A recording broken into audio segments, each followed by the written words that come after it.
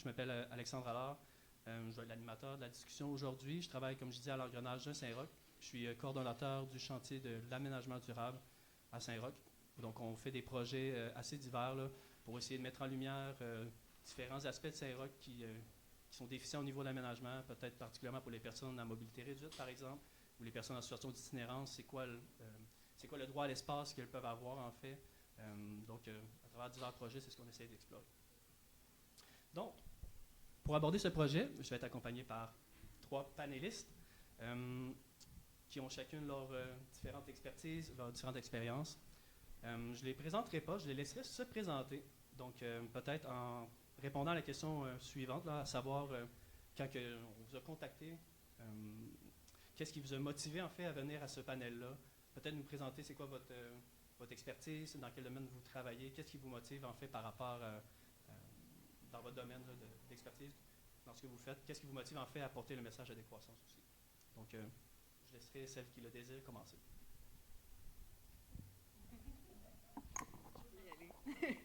Bonjour, je m'appelle Sarah Rigui, je suis conseillère en architecture chez Écobâtiment. Écobâtiment, c'est un organisme à but non lucratif qui cherche à minimiser l'impact des changements climatiques à l'échelle des bâtiments. Ça fait à peu près 20 ans qu'on existe. Au début, on travaillait plus sur le domaine de la construction. Aujourd'hui, on se concentre un peu plus à l'échelle de l'architecture. Puis nos thématiques principales aujourd'hui, c'est le patrimoine et les clientèles vulnérables, surtout les aînés. Donc, je viens sur le panel avec la posture de pas quelqu'un qui est expert en décroissance, mais on porte comme mission la sobriété non seulement énergétique dans les bâtiments, donc on parle d'efficacité énergétique, mais aussi de sobriété en termes de immobilière, on peut dire. Donc, je ne sais pas si je parle bien dans le micro.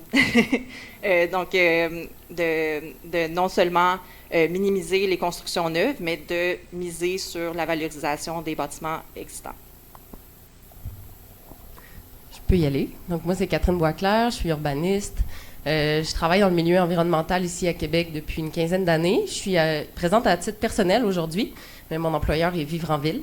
Je travaille beaucoup ailleurs qu'à Québec. J'ai déjà été plus impliquée, je pop, hein? J'ai déjà été plus impliquée. J'étais présidente d'Accès Transport Viable il y a de cela 15 ans, une dizaine d'années. Mais là, c'est ça, je suis plus discrète, disons, dans le milieu militant à Québec. Puis je suis, c'est ça, impliquée plus dans mon travail. Mais aussi, j'ai commencé une pratique à mon compte comme formatrice en communication consciente. Donc, je me suis formée dans les dernières années là-dessus, en lien avec, c'est sûr, les conflits urbains.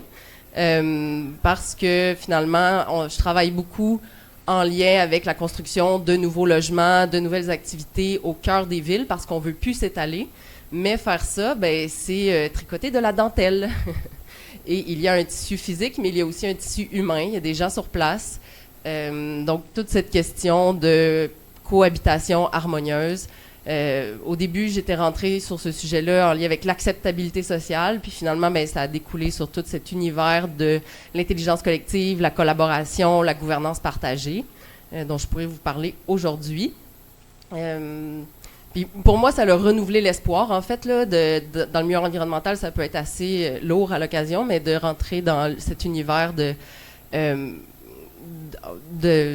comment je dirais ça, de la transition intérieure. Il y aura un atelier d'ailleurs dans le cadre du Festival de décroissance samedi sur la transition intérieure, mais de comment je peux être le changement que je veux voir dans le monde à partir de mon travail, mais aussi comme humaine.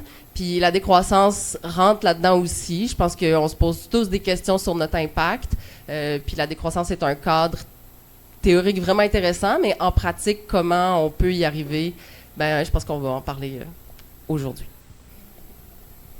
Alors bonjour, je m'appelle Marie-Hélène Dehaye, je suis une citoyenne impliquée dans mon quartier, donc les quartiers du littoral est, Montréal, Vieux-Limoilou, Mézeray et Vieux-Moulin, à la table citoyenne littoral est. Donc on s'est mobilisé au départ contre un projet de zone d'innovation, donc un projet qui arrivait du haut vers le bas, qui était l'idée d'implanter des grandes entreprises sur une quinzaine de terrains dans le quartier Mézeray surtout.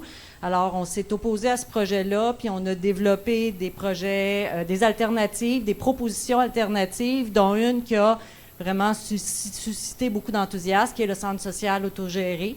Donc, au garage municipal Canardière et Henri Bourassa. Et depuis ce temps-là, ben, ça fait son bout de chemin. On a réussi à mobiliser quand même pas mal de monde, citoyens, organismes, coop de travail, qui se voient dans ce projet-là.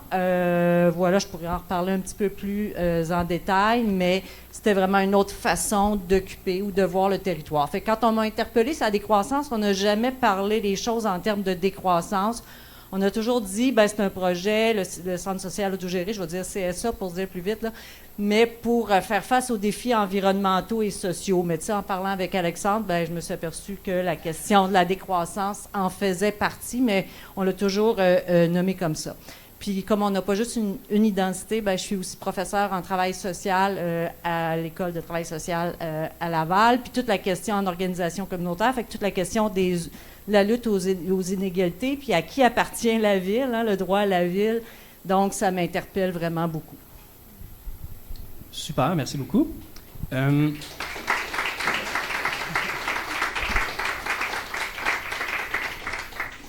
J'ai oublié de le dire tantôt en préambule. Nourrir Ensemble aussi fait de la nourriture.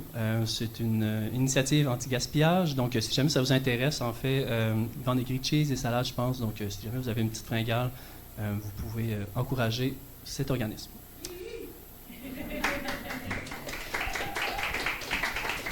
Donc, pour commencer, mini préambule, en fait, puis c'est ça que j'ai dit qu'on allait peut-être ouvrir avec ça, juste pour dire, on est là, en fait, comme je disais, pour discuter.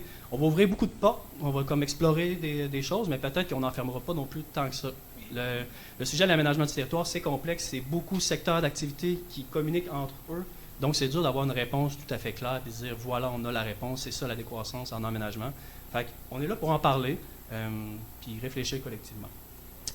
Donc, pour commencer, puis moi, je vais essayer d'avoir la position peut-être de cette personne qui représente la décroissance, puis alimenter nos panélistes. Donc, pour commencer, parlons des ressources, la consommation de ressources. Je pense que c'est comme au cœur du projet de la décroissance. La maxime qui dit une croissance infinie dans un monde aux ressources limitées est impossible.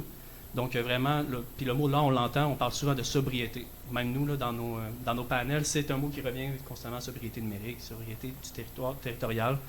Donc, pourtant, par contre, les activités de l'aménagement du territoire sont très demandantes, soit en énergie, en matériaux. C'est aussi une maîtrise de pollution, si on parle du secteur de la construction, par exemple.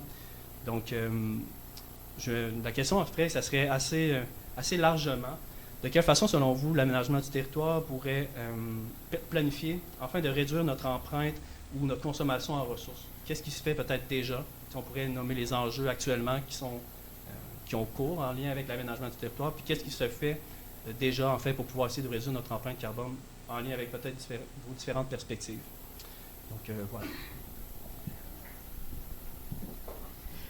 Ben, je peux y aller. Tu sais, je vais vraiment plus partir de l'expérience du CSA pour répondre, mais on a passé, tu sais, moi, ça faisait plus de 20 ans, je restais dans le quartier, puis on passait devant un bâtiment sans le voir parce qu'il était, bon, il n'est pas mis en valeur, parce que c'était un coin d'auto, hein, c'était un coin de camion, puis d'auto, puis on ne le voyait pas. À un moment donné, parce que la menace, c'était au-dessus de nous d'un projet qui n'avait pas d'allure, on s'est mis à voir le bâtiment puis à le voir autrement. Fait que je pense qu'une des choses qui est peut-être importante, c'est de voir nos territoires autrement puis de voir le potentiel qui peut être pour le monde puis pour des projets collectifs. Fait que je pense que c'est comme ça qu'on s'est mis à le voir autrement. Je ne sais pas si je vais répondre exactement à ta question, Alexandre. Fait que je pense de l'idée de réutiliser ou de voir autrement ce qui existe pour en faire quelque chose de collectif puis qui poursuit des fins sociales et environnementales. Je pense que c'est un premier pas par rapport à la décroissance. Puis j'ajouterais, ben, quand on parle de projet collectif, ben, je pense qu'on parle de mutualisation d'espace, de mutualisation d'équipement. Donc, de dire qu'on va se partager des ressources plutôt que d'avoir chacun nos ressources. Puis dans le quartier où je suis, il y a beaucoup de terrains industriels, beaucoup de terrains inutilisés, mais en même temps, on voyait des organismes communautaires quitter le territoire, puis des petits organismes, pas juste des organismes communautaires, mais des petits collectifs ou organismes citoyens qui donnaient des services essentiels. Je pense à, par exemple, un groupe de personnes immigrantes qui se rencontraient à toutes les semaines, mais qui n'avaient pas de moyens financiers, ben, maintenant, ils ont été menacés de quitter. On a perdu le cercle des fermières, on a perdu les scouts. Tu sais, pour la vie sociale, pour le tissu social, c'est des choses qui sont quand même importantes. Fait que c'est ça aussi qu'on a vu dans le garage. C'est l'idée de pouvoir occuper, utiliser autrement, puis utiliser des ressources, parce que ces gens-là n'ont pas besoin d'un local 7 jours semaine. Tu sais, ils ont besoin qu'on se parle puis qu'on organise des choses ensemble. Je peux peut-être poursuivre. Moi, je suis quand même à une autre échelle, là. Je travaille à l'échelle des régions puis des villes. Puis ça va éventuellement à l'échelle du quartier, là. Dans le fond, bon, j'ai peut-être un petit avertissement que quand je parle de la voiture, je ne culpabilise personne. Je pense que notre territoire est construit de manière à nous obliger à utiliser la voiture. Puis, dans le fond, dans mon travail en environnement et en urbanisme, ce que je travaille, c'est à planifier puis organiser les villes pour qu'on puisse s'en passer le plus possible. Puis, je veux pas nier le fait qu'il y a des gens à mobilité réduite qui en ont besoin. Bon, il y a différents besoins, mais je pense que on a accentué le besoin de la manière que nos villes se sont développées après la Deuxième Guerre mondiale. Puis, ben, la ville a une incroyable inertie. Elle se change pas rapidement. Un coup qu'on a construit une autoroute, elle est là pour de nombreuses années. Puis quand on veut la défaire, ben, vous imaginez bien qu'il y a beaucoup de monde pour s'y opposer. Fait que c'est sûr que la généralisation de l'utilisation de l'automobile, on n'avait pas conscience de l'impact à l'époque de ce que ça ferait sur les changements climatiques, sur la consommation de ressources. C'est énormément de territoire qui est utilisé en emprise routière, en emprise autoroutière, tout le béton que ça prend, tout l'espace aussi qu'on a pour le stationnement, qui est un énorme coût d'opportunité pour planter plus d'arbres, pour construire des logements pour les gens qui en ont besoin. Donc, la voiture prend énormément de place dans nos vies, dans nos espaces, dans nos budgets, dans notre temps. Donc, pour moi, c'est vraiment au cœur de la réflexion de la décroissance.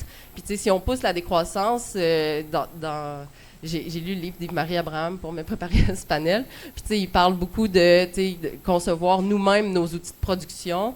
Tu sais, la voiture, on est loin de pouvoir la produire nous-mêmes, là. Je pense que le vélo est un mode de transport vraiment comme une solution. Puis on dirait qu'on cherche des fois, là, tu sais, on va avoir des voitures volantes dans l'avenir.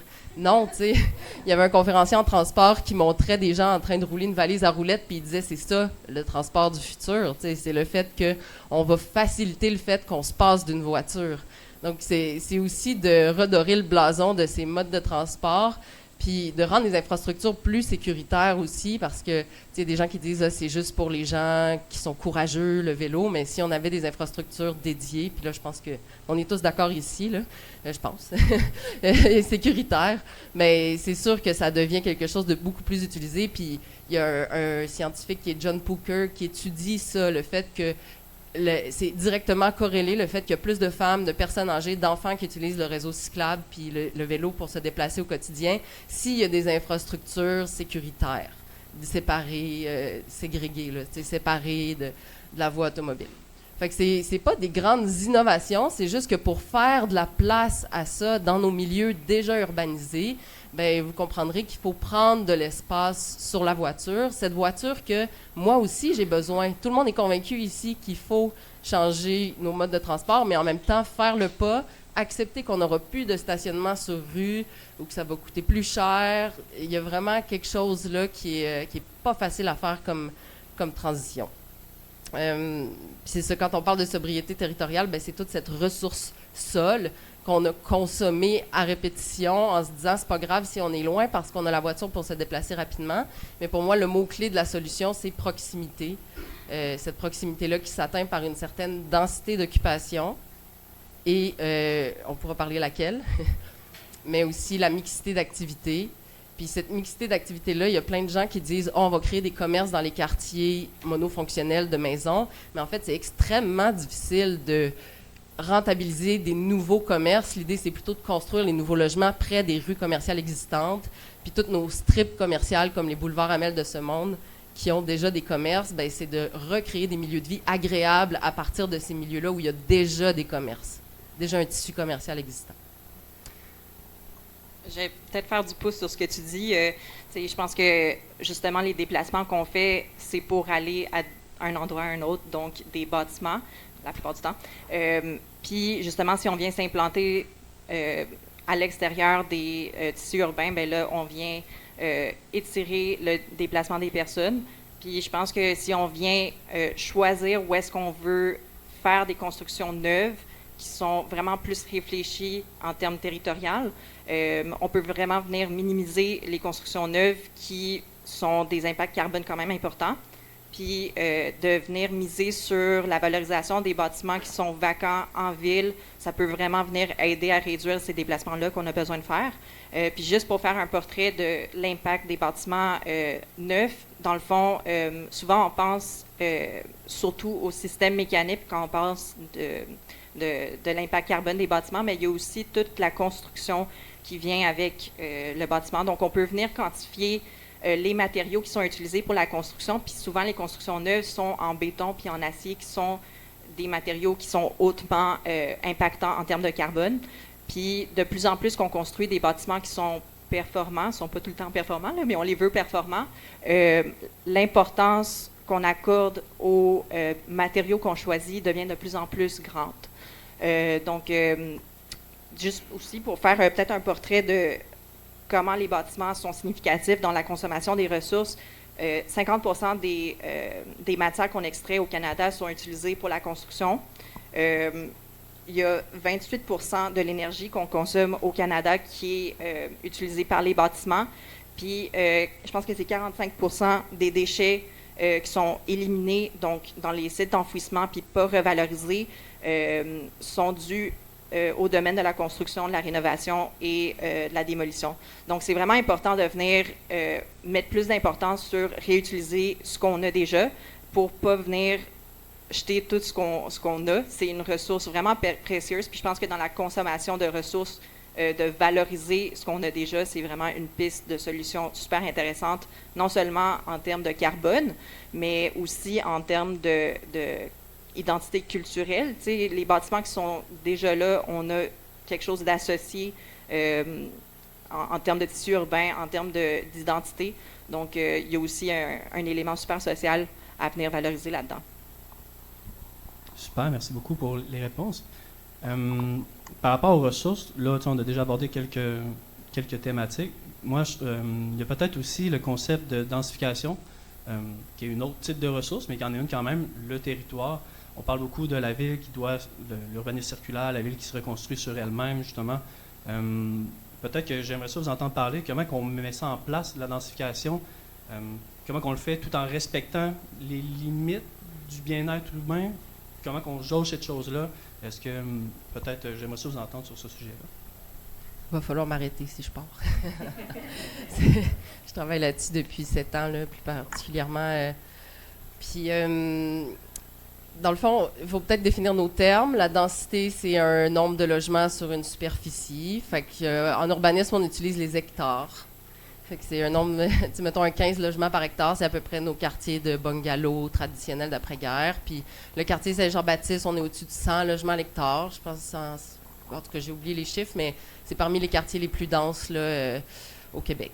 Fait que ça, c'est une densité. Puis la densification, c'est le fait d'augmenter ce chiffre de densité. Fait que quand on construit un logement de plus dans un quartier, on le densifie. Fait que, tu sais, des fois, les gens ils vont utiliser le mot densification pour parler d'un bâtiment multilogement, mais c'est pas nécessairement ça, la densification. Puis, dans mon travail, je fais le tour du Québec, puis mes collègues aussi, là, pour montrer quelle forme bâtie on peut construire à l'intérieur des quartiers existants pour s'insérer de manière sensible, puis associer à ça du verdissement, puis créer des milieux de vie de qualité pour les gens autour. Maintenant, dans la manière de s'insérer, c'est vraiment, vraiment sensible. Puis, tu sais, les gens ont toujours des arguments du genre, quand on n'est pas à Montréal, ils disent on n'est pas à Montréal. Quand on est à Montréal, ils disent on est déjà assez dense. Fait que, tu sais, c'est comme, c'est jamais bienvenu. Rarement. Sauf quand c'est plutôt uniforme. Puis, on valorise beaucoup l'uniformité. Par le passé, on a beaucoup valorisé l'uniformité dans nos règlements d'urbanisme. Puis on peut questionner, en fait, cette règle-là de l'uniformité parce que, effectivement, la densification, pour moi, tu sais, si on caricature, là, il y a deux manières de répondre à nos besoins en logement. Soit on s'étale sur des nouveaux territoires, on a besoin de nouvelles routes, on a besoin de nouvelles ressources, soit on reconstruit la ville sur elle-même. Maintenant, il y a des zones grises, on s'entend. C'est pas aussi simple que ça, mais en général, le fait de densifier, c'est pour répondre à nos besoins en logement. Puis dans la vision de l'habitation de la Ville de Québec, c'est sa première vision habitation qui a été adoptée il y a 2 ans, je pense. Ça dit qu'on a besoin de 80 000 logements de plus d'ici 2040. Fait que oui, les bâtiments existants, mais je serais curieuse de t'entendre, Sarah, par rapport à la rapidité puis la faisabilité. Puis ça pose aussi un défi pour la décroissance parce que c'est principalement les promoteurs privés qui fournissent le stock de logements en ce moment. Puis si on veut du concret dans les solutions, moi je pense qu'on a besoin d'inonder le marché d'unités abordables. Mais là, comment on fait ça? Puis, c'est sûr que ça prend des groupes de coop, mais pour ceux qui ont déjà participé à des groupes de coop, ça prend du temps à s'entendre ensemble. Mais là, ici, vous avez Audrey qui va vous aider avec la sociocratie en avant. Non, mais je pense qu'éventuellement, on va faire une mise à l'échelle, puis ça va s'accélérer, puis il va en avoir plus, là, mais ça prend du monde courageux en ce moment pour se lancer dans des cohabitats, dans des des éco-projets, là, éco-hameaux, éco-village, dans des coops, parce que ça prend du temps, puis en ce moment, ceux qui peuvent rapidement mettre des unités sur le marché, puis il y a une croissance de la population, puis on le sait qu'il y a une crise de l'habitation, bien, c'est les promoteurs privés. Fait que ça pose un vrai défi pour la décroissance. Puis moi, j'ai envie peut-être d'entendre les gens sur comment on répond à nos besoins en habitation en ce moment. Les besoins en habitation, là, c'est pas des inconnus, c'est vos enfants qu'à un moment donné, vous allez être contents qu'ils quittent le nid familial. C'est peut-être vous quand vous allez vous séparer parce que vous allez chercher un logement. C'est dommage, mais c'est des choses qui arrivent. Puis je sais pas vous, mais moi, je suis en ce moment accrochée à mon logement en me disant « je trouverai jamais mieux en ce moment ». Fait qu'il y a un réel problème, là. Bon, je m'arrête ici. Bien, je pense que ce que tu dis de la question de sensibilité dans ce qu'on propose, c'est super important parce qu'il n'y a pas une solution universelle qui est applicable n'importe où, n'importe comment. Tu sais, je pense qu'il faut vraiment être attaché au contexte puis aux enjeux et aux objectifs qu'on a. Donc, par exemple, tu sais, de la densification d'une certaine échelle à un certain endroit, ça peut être approprié, puis à un autre endroit, ça peut être vraiment la mauvaise stratégie qui répond même pas aux besoins de base. Puis les besoins de base, en ce moment, c'est pas seulement une crise du logement, mais une crise du logement abordable aussi. Fait qu'essayer de propulser justement ces initiatives-là que tu dis, ça retombe souvent sur les épaules des citoyens qui ont envie de promouvoir ces projets-là. Je pense malheureusement, j'ai envie de dire qu'il faut qu'il y ait des initiatives aussi gouvernementales qui peuvent venir favoriser ça, puis aussi des empêchements, puis des réglementations qui viennent structurer le marché immobilier privé pour qu'on puisse réellement répondre aux enjeux qu'on a.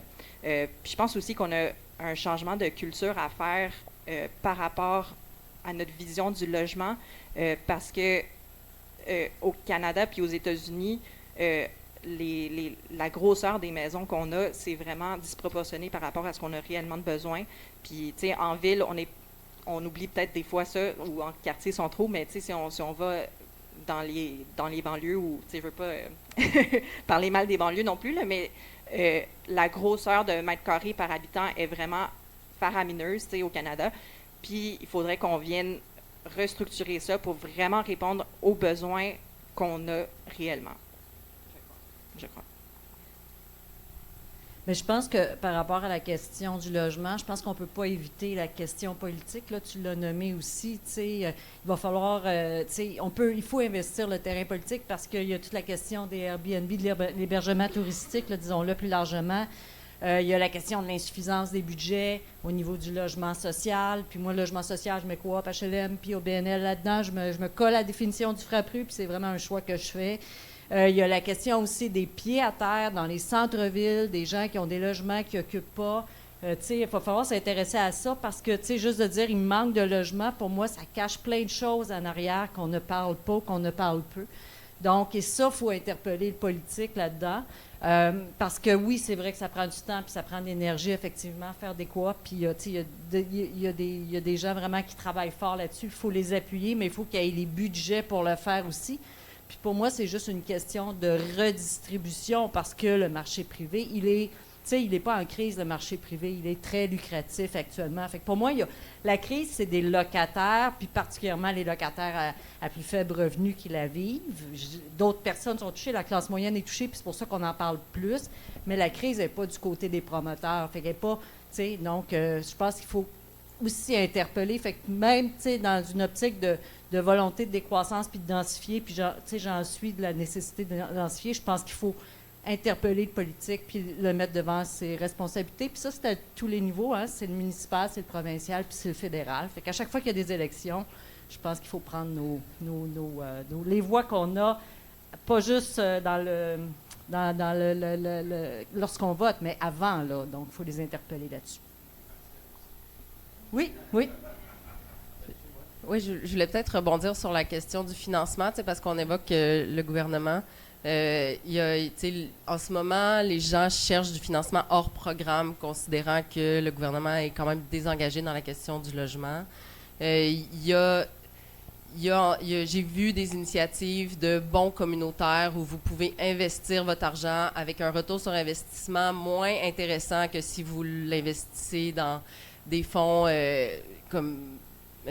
classiques, mais qui a un retour sur investissement pour créer de la coop ou du logement abordable hors marché, en tout cas. Fait que c'est aussi, nous, individuellement, où est-ce qu'on investit notre argent quand on en a, nos choix d'investissement. Puis j'ai aussi envie de dire, l'immobilier dans ce monde non décroissant, c'est votre retraite. Ceux qui sont propriétaires actuellement, c'est aussi un véhicule d'investissement. Donc, la décroissance puis l'abordabilité du logement, ça nous demande de ne plus considérer ça parce que on est content quand notre logement augmente de valeur quand on est propriétaire, parce que on va faire une plus-value au moment de la vente. On peut réhypothéquer aussi si on a des dépenses. Bon, je m'avance sur un terrain que je connais mal, je suis locataire.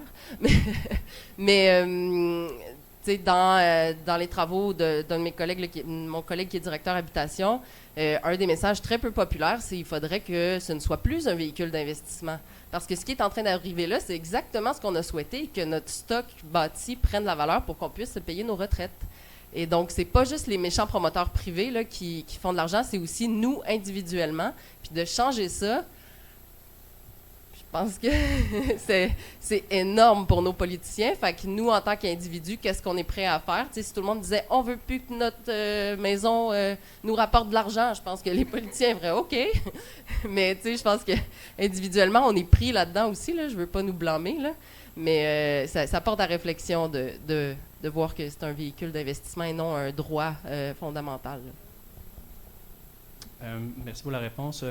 Je pense que c'est un problème assez profond, qui est assez difficile à bien trouver les solutions nécessairement, mais en tout cas, au moins, tu mets déjà le point sur les choses à observer par rapport à ça. Puis là, on a parlé en tout cas, ça a un peu abordé une question que je voulais poser justement par rapport à nos consommations de ressources, qui était de comment on veut répondre aux besoins des populations de façon soutenable tout en respectant les limites territoriales. Puis un des besoins, c'est de se loger. Peut-être que, si ça vous intéresse, j'aimerais ça aller peut-être sur le côté de l'agriculture. C'est aussi un autre besoin essentiel. Dans un monde en décroissance, c'est quelque chose qu'on devra faire, se nourrir.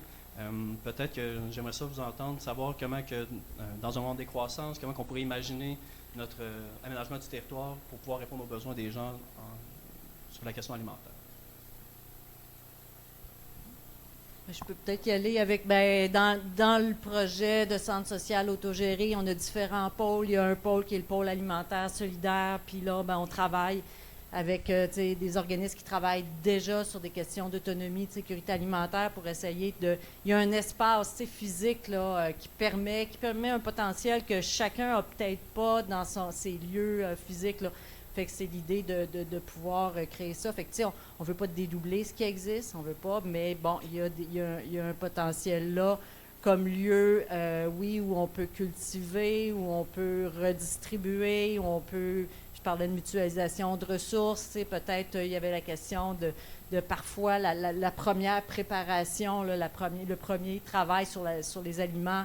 Donc, qui, après ça, peut aller ailleurs. Il y a un espace là. En tout cas, fait que, ça fait partie du projet de centre social autogéré, la question de l'autonomie alimentaire. Il y a aussi l'idée que le bâtiment, on travaille avec des profs du cégep Limoilou notamment, que le bâtiment ait une certaine autonomie au niveau énergétique qui permette au niveau des serres, en tout cas. Fait que, tu sais, moi, je suis vraiment pas experte là-dedans, là. Je suis plus en organisation communautaire dans la vie, là, mais, tu sais, il y a des gens qui vraiment travaillent cet aspect-là dans le projet de centre social. Moi, je suis vraiment pas experte en alimentation, mais j'aime ça rêver aussi de repenser à réutiliser des bâtiments, puis avoir des serres en toiture. Tu sais, il y a comme les serres Loufa qui ont beaucoup ça à Montréal.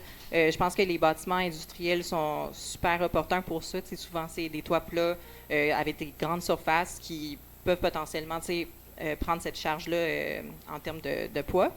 Puis, oui, c'est ça. Je pense que ça serait vraiment beau d'imaginer que, tu sais, on a des toits verts puis des serres en ville où est-ce qu'on peut non seulement, tu sais, accéder à l'alimentation, mais c'est aussi un endroit où est-ce que collectivement on peut se réunir puis ça crée un renforcement de tissu social aussi, je pense. Fait que, ouais, j'aime imaginer ça.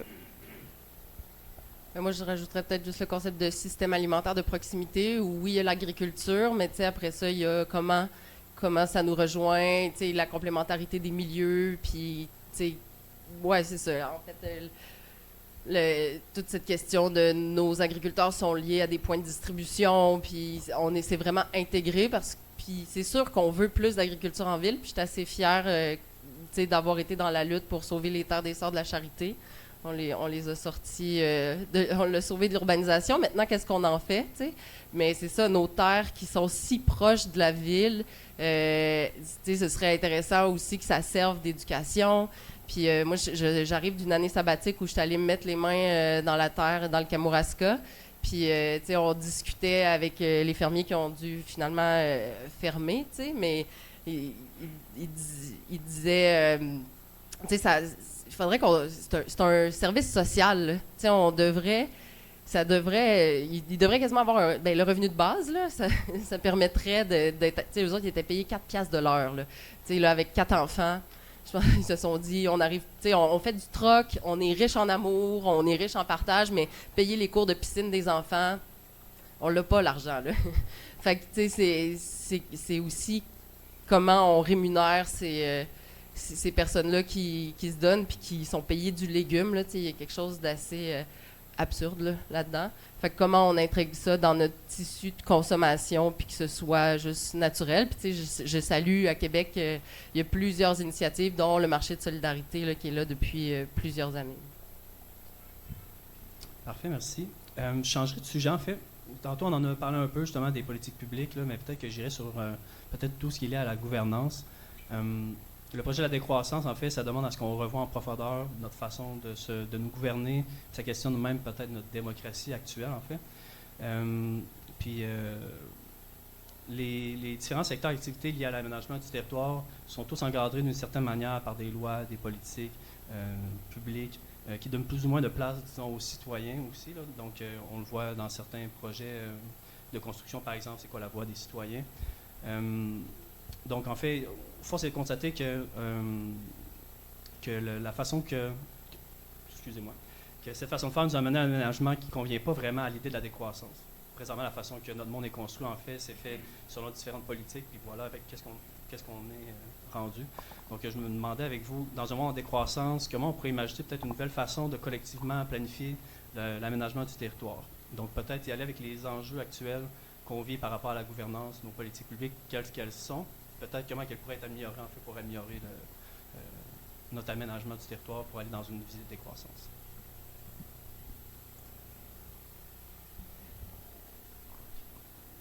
Je peux y aller, mais je vais peut-être prendre une direction un peu différente par rapport à comment les processus de développement de projets en architecture se font.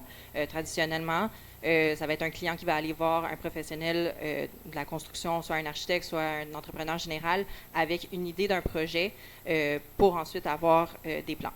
Je pense qu'il faut vraiment mettre plus d'énergie sur les études en amont de projet, où est-ce qu'on peut vraiment venir avoir des consultations, soit des consultations publiques, soit des consultations ciblées ou des ateliers de co-création, et de venir rassembler divers experts autour de la table dès le début du projet. Je pense que c'est vraiment une richesse qu'on a besoin d'avoir. pour voir, se questionner réellement sur c'est quoi les besoins qu'on a et comment on peut les répondre, soit avec ce qu'on a déjà, puis en ayant plusieurs experts, non seulement dans le domaine de la construction, mais aussi des experts citoyens, on peut venir ouvrir la discussion pour favoriser la mutualisation des usages. Oui, puis aussi, je pense qu'il y a un besoin de venir restructurer la vision de c'est quoi un architecte. Souvent, on le voit comme un concepteur de bâtiments neufs qui est un peu paternaliste en quelque sorte, qui a toutes les réponses, mais je pense qu'il faudrait plus le voir comme un planificateur qui met en contact plusieurs personnes puis qui essaie de voir les ressources qu'on a déjà en termes immobilières et comment elles peuvent venir répondre à ce qu'on a de besoin réellement. Donc, je pense qu'il y a une question de venir redéfinir nos besoins de façon plus large quand on propose un projet. Puis, c'est ça, je pense que c'était pas mal ça que je voulais dire.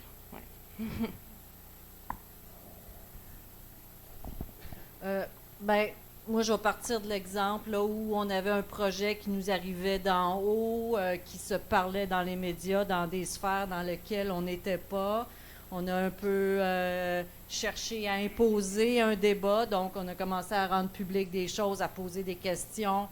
Là, on nous disait, attendez, la ville disait, attendez, on va arriver avec des consultations. Les consultations n'arrivaient pas. Fait que nous, on a comme sorti, si on ne sait pas c'est quoi, nous, on dit que s'il doit y avoir développement dans notre quartier, ça doit correspondre à tel critère, tel critère. Fait qu'on avait fait une espèce de checklist. Donc, et je pense là-dedans, il y avait sous-jacent des idées de décroissance, même si on n'appelait pas ça comme ça, là, mais il y avait des défis environnementaux et sociaux très clairs. Puis, ça, je pense qu'il faut obliger parfois à ce que le débat se fasse avec le monde parce que ça ne vient pas naturellement de la culture politique. Fait que je pense que des fois, il faut l'obliger. On a été aux consultations de la ville, mais il y avait des sujets qui n'étaient pas à l'ordre du jour, mais nous, on les ramenait à l'ordre du jour pareil. Fait qu'on allait au micro, puis on ramenait le sujet à l'ordre du jour. Un moment donné, il y avait des kiosques de la ville avec nous, on a loué la salle à côté, puis on a jasé de nos enjeux. Fait que le monde se promenait entre les kiosques de la ville, puis notre salle. Puis là, il y avait un échange d'idées. Puis même le monde de la ville, à un moment donné, sont venus nous visiter. Fait que, tu sais, je pense qu'on peut des fois être un peu questionnant. On peut obliger des débats, puis en même temps, après ça, être dans une discussion après ça. Ça ne veut pas dire qu'on est en guerre. Ça veut dire que des fois, il faut ramener les bons sujets puis les bonnes questions. Fait que c'est un peu comme ça, on disait, l'espèce de partenariat conflictuel ou le conflit partenarial. Des fois, on l'appelait d'un, des fois, on l'appelait de l'autre. Mais je pense que des fois, il faut forcer le débat avec... et je pense que ça nous a permis de faire des gains. Là, on est assis avec la ville pour le projet de centre social autogéré. Je ne sais pas ce que ça va donner. On est dans l'inconnu, mais on essaie, puis tout en gardant la mobilisation sur le terrain.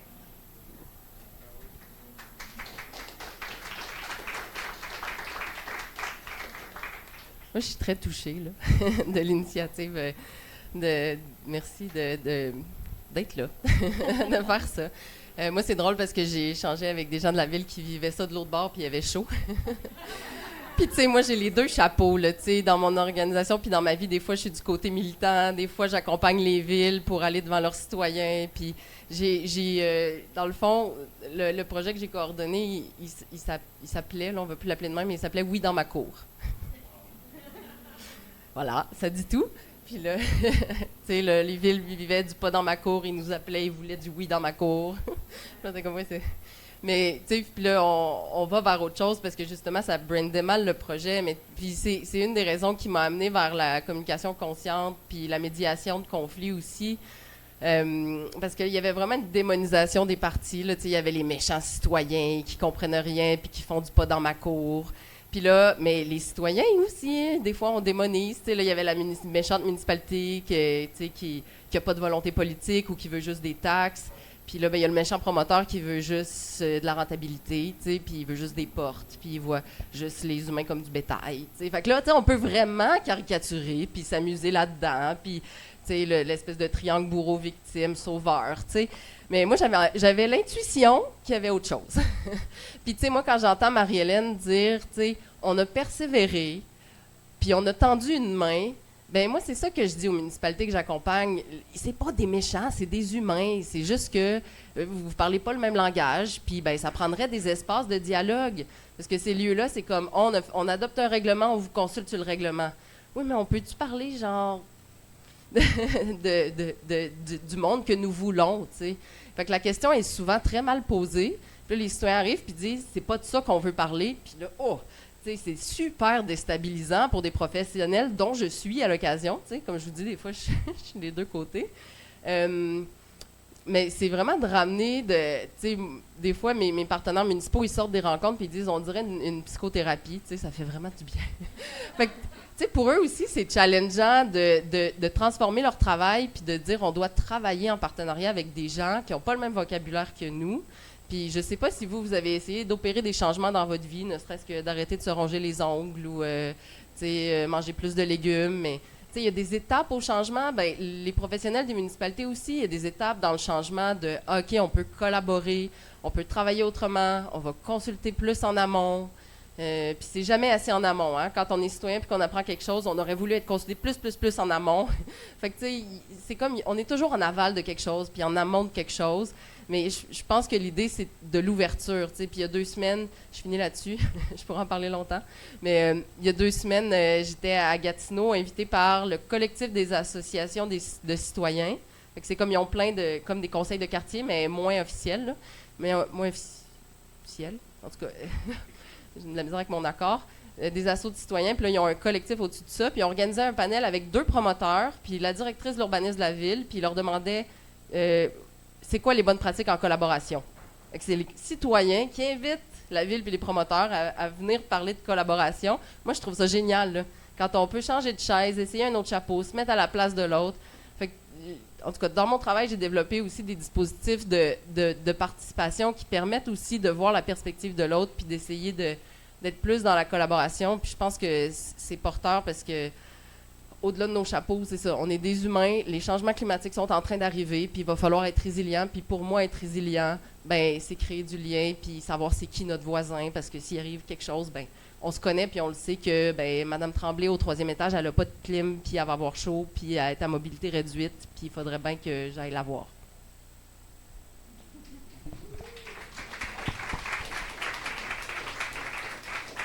Bien, je rebondirai rapidement, juste pour je me demandais, est-ce qu'il y a des exemples ailleurs dans le monde où que la façon de faire est différente, justement, pour impliquer les citoyens à la décision?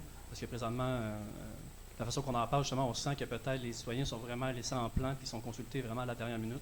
Est-ce que, peut-être que vous n'en connaissez pas, mais est-ce qu'on aurait des exemples, peut-être, où ça se fait différemment? Bien, au Québec, on a les budgets participatifs, par exemple, qui sont un petit exemple de délégation, là, vraiment de pouvoir, où les gens votent pour des projets. Ça a été récupéré là, à l'occasion, puis c'est juste des parcs à chiens qui gagnent. Là, c'est bien les parcs à chiens, là, mais, mais je pense que le dispositif est intéressant parce que ça nous forme. Puis je vais laisser la parole à mes collègues aussi, mais récemment, j'ai assisté à une conférence en Belgique. Ils ont une assemblée constituante citoyenne sur le climat.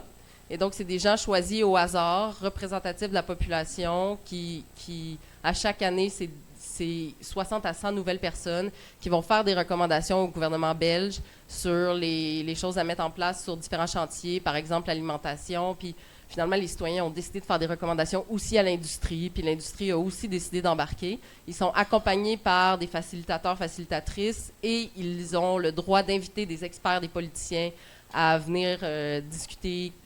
Donc, c'est des gens vraiment choisis au hasard, mais finalement, ce qui sort de là est hautement considéré légitime parce que c'est des citoyens qui n'avaient pas nécessairement un agenda politique qui sont venus donner leur avis. Fait que ça peut être le genre de dispositif intéressant sur des questions complexes.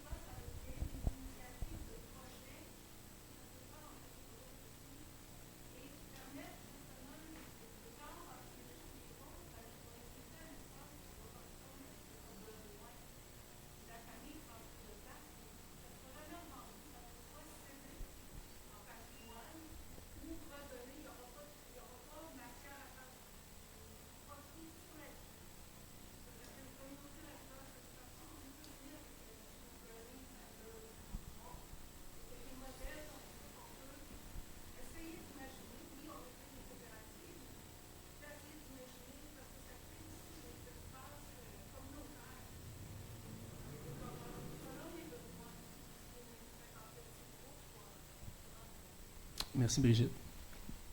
Bien, peut-être dans l'idée de commun, nous, ça nous intéresse de plus en plus. On explore beaucoup cette question-là, l'idée de partenariat public commun aussi, donc, mais commun dans le sens des personnes qui utilisent, qui ont recours à un lieu, un espace, puis aussi de préserver dans le temps. Fait que je ne sais pas si ce que tu parles a rapport aussi aux fiducies foncières, donc de préserver l'usage dans le temps pour pas... On a vu même des coops d'habitation parfois être vendus là, dans les dernières années. Là, c'est hallucinant, là, tu sais. Fait que donc, de préserver des espaces qui vont être pour un certain usage, parce qu'on considère que c'est un usage qui est primordial pour la communauté. Fait que nous, on explore beaucoup ça, cette idée-là de partenariat public commun, le commun étant les gens qui ont recours, et un partenariat avec le public qui peut être, dans notre cas, la ville. Donc, c'est des choses qu'on explore.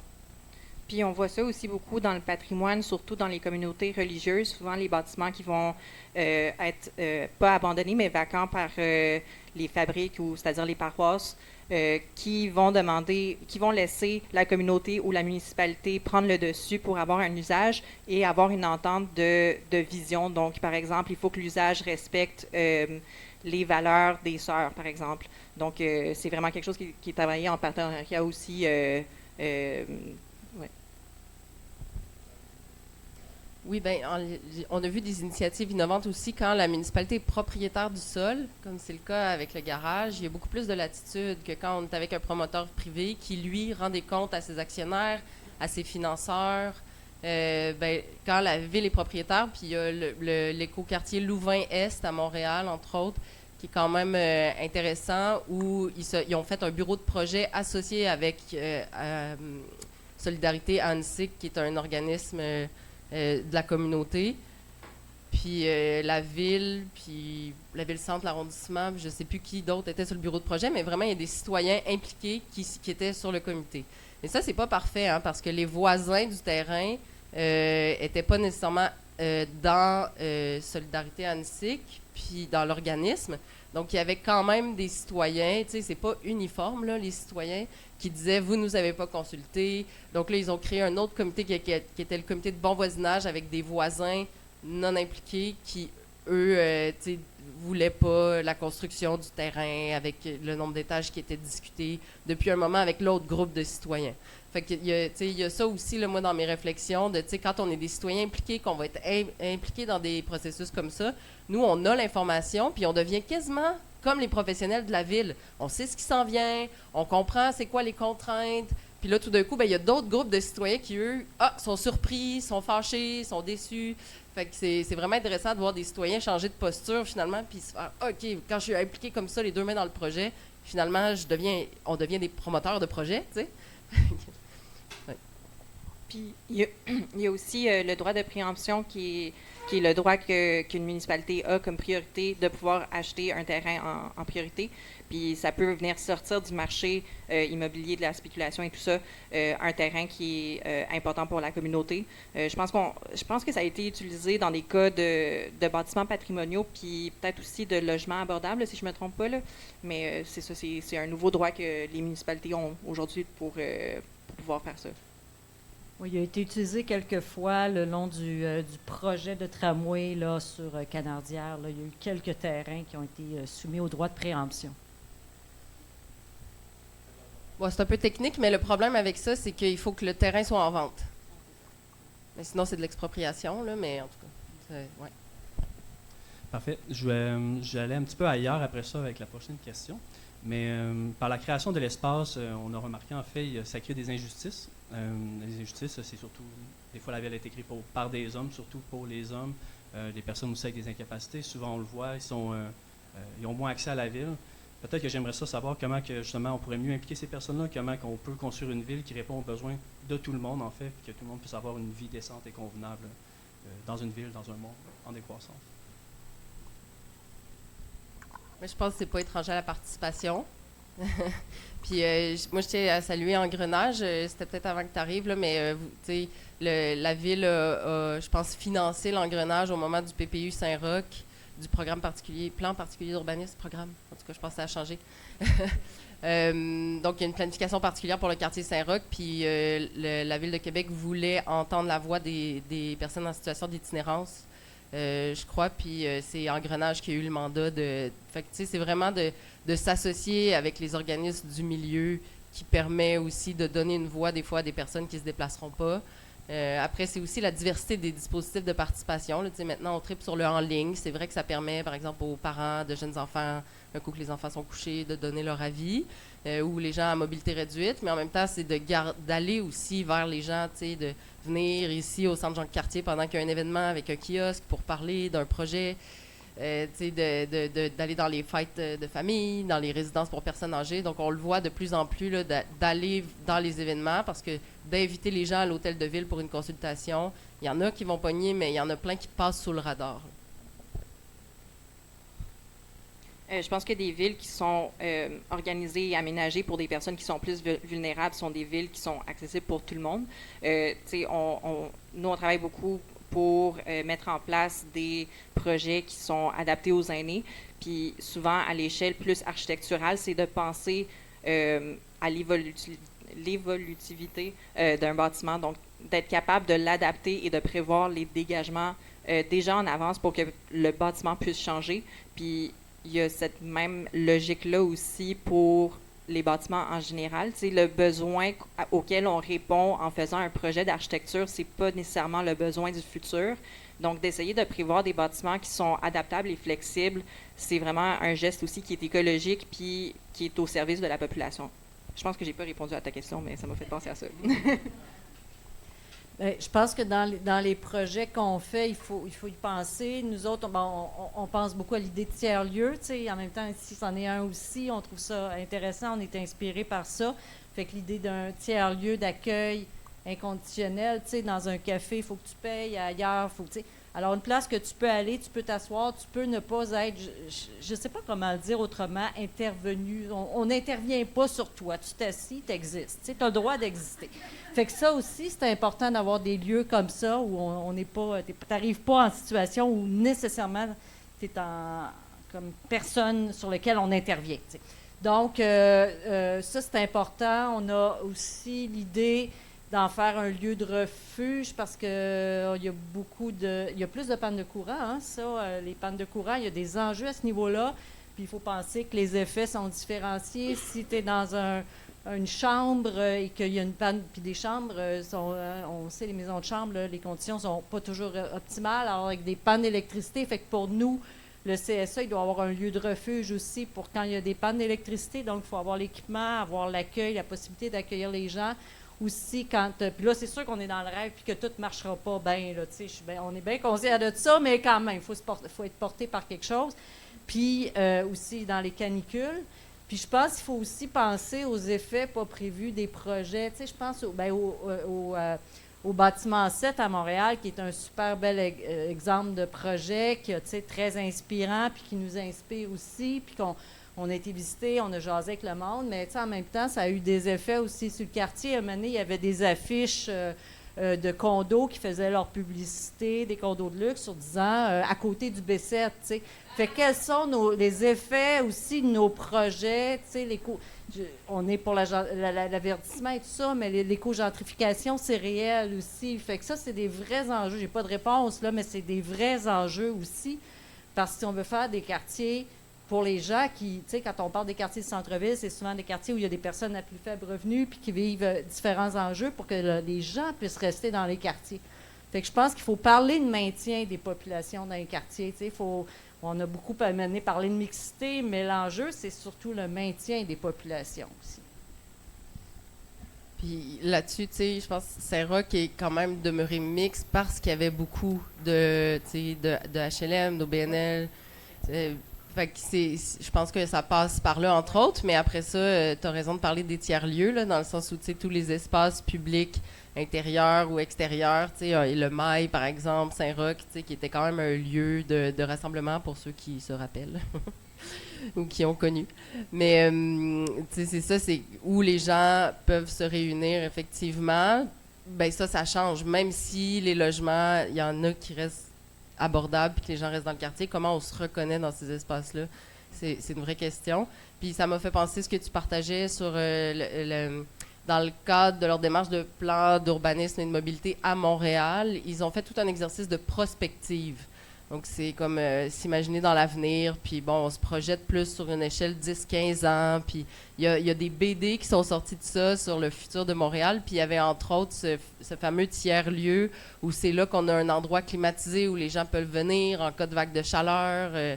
Puis, les bibliothèques, entre autres, sont ces tiers-lieux, je pense, qu'on va vouloir s'approprier. Multi-usage, ça reste quand même des lieux de décroissance, là, un objet gratuit que tu peux avoir, puis il n'y a même plus de frais de retour. C'est quand même très subversif. Mais c'est ça, je pense que ces lieux-là sont aussi des lieux d'adaptation de nos milieux aux aléas climatiques extrêmes, mais aussi à la résilience des communautés là, pour rester en lien. Puis aussi, sur la thématique des tiers-lieux, je pense qu'il y a une difficulté aussi de promouvoir ces projets-là à certaines personnes, notamment parce qu'on se demande combien ça coûte. Puis je trouve ça vraiment dommage qu'on ne vienne pas valoriser ou quantifier en quelque sorte l'apport social que ça donne de créer ces genres d'environnements-là. Puis, là, j'ai oublié ce que je voulais dire. Pas de problème. Je veux dire une petite anecdote. Oui, il y a une dame âgée parce qu'en face du garage, il y avait une RPA. Elle n'est plus une RPA. Là, c'est rendu du petit condo, pas plus condo, mais petit loft. Mais en tout cas, il y avait une RPA. Puis ce que la dame nous disait, c'est si je veux aller quelque part, la seule place où j'ai allé dans le coin, c'était à l'hôpital.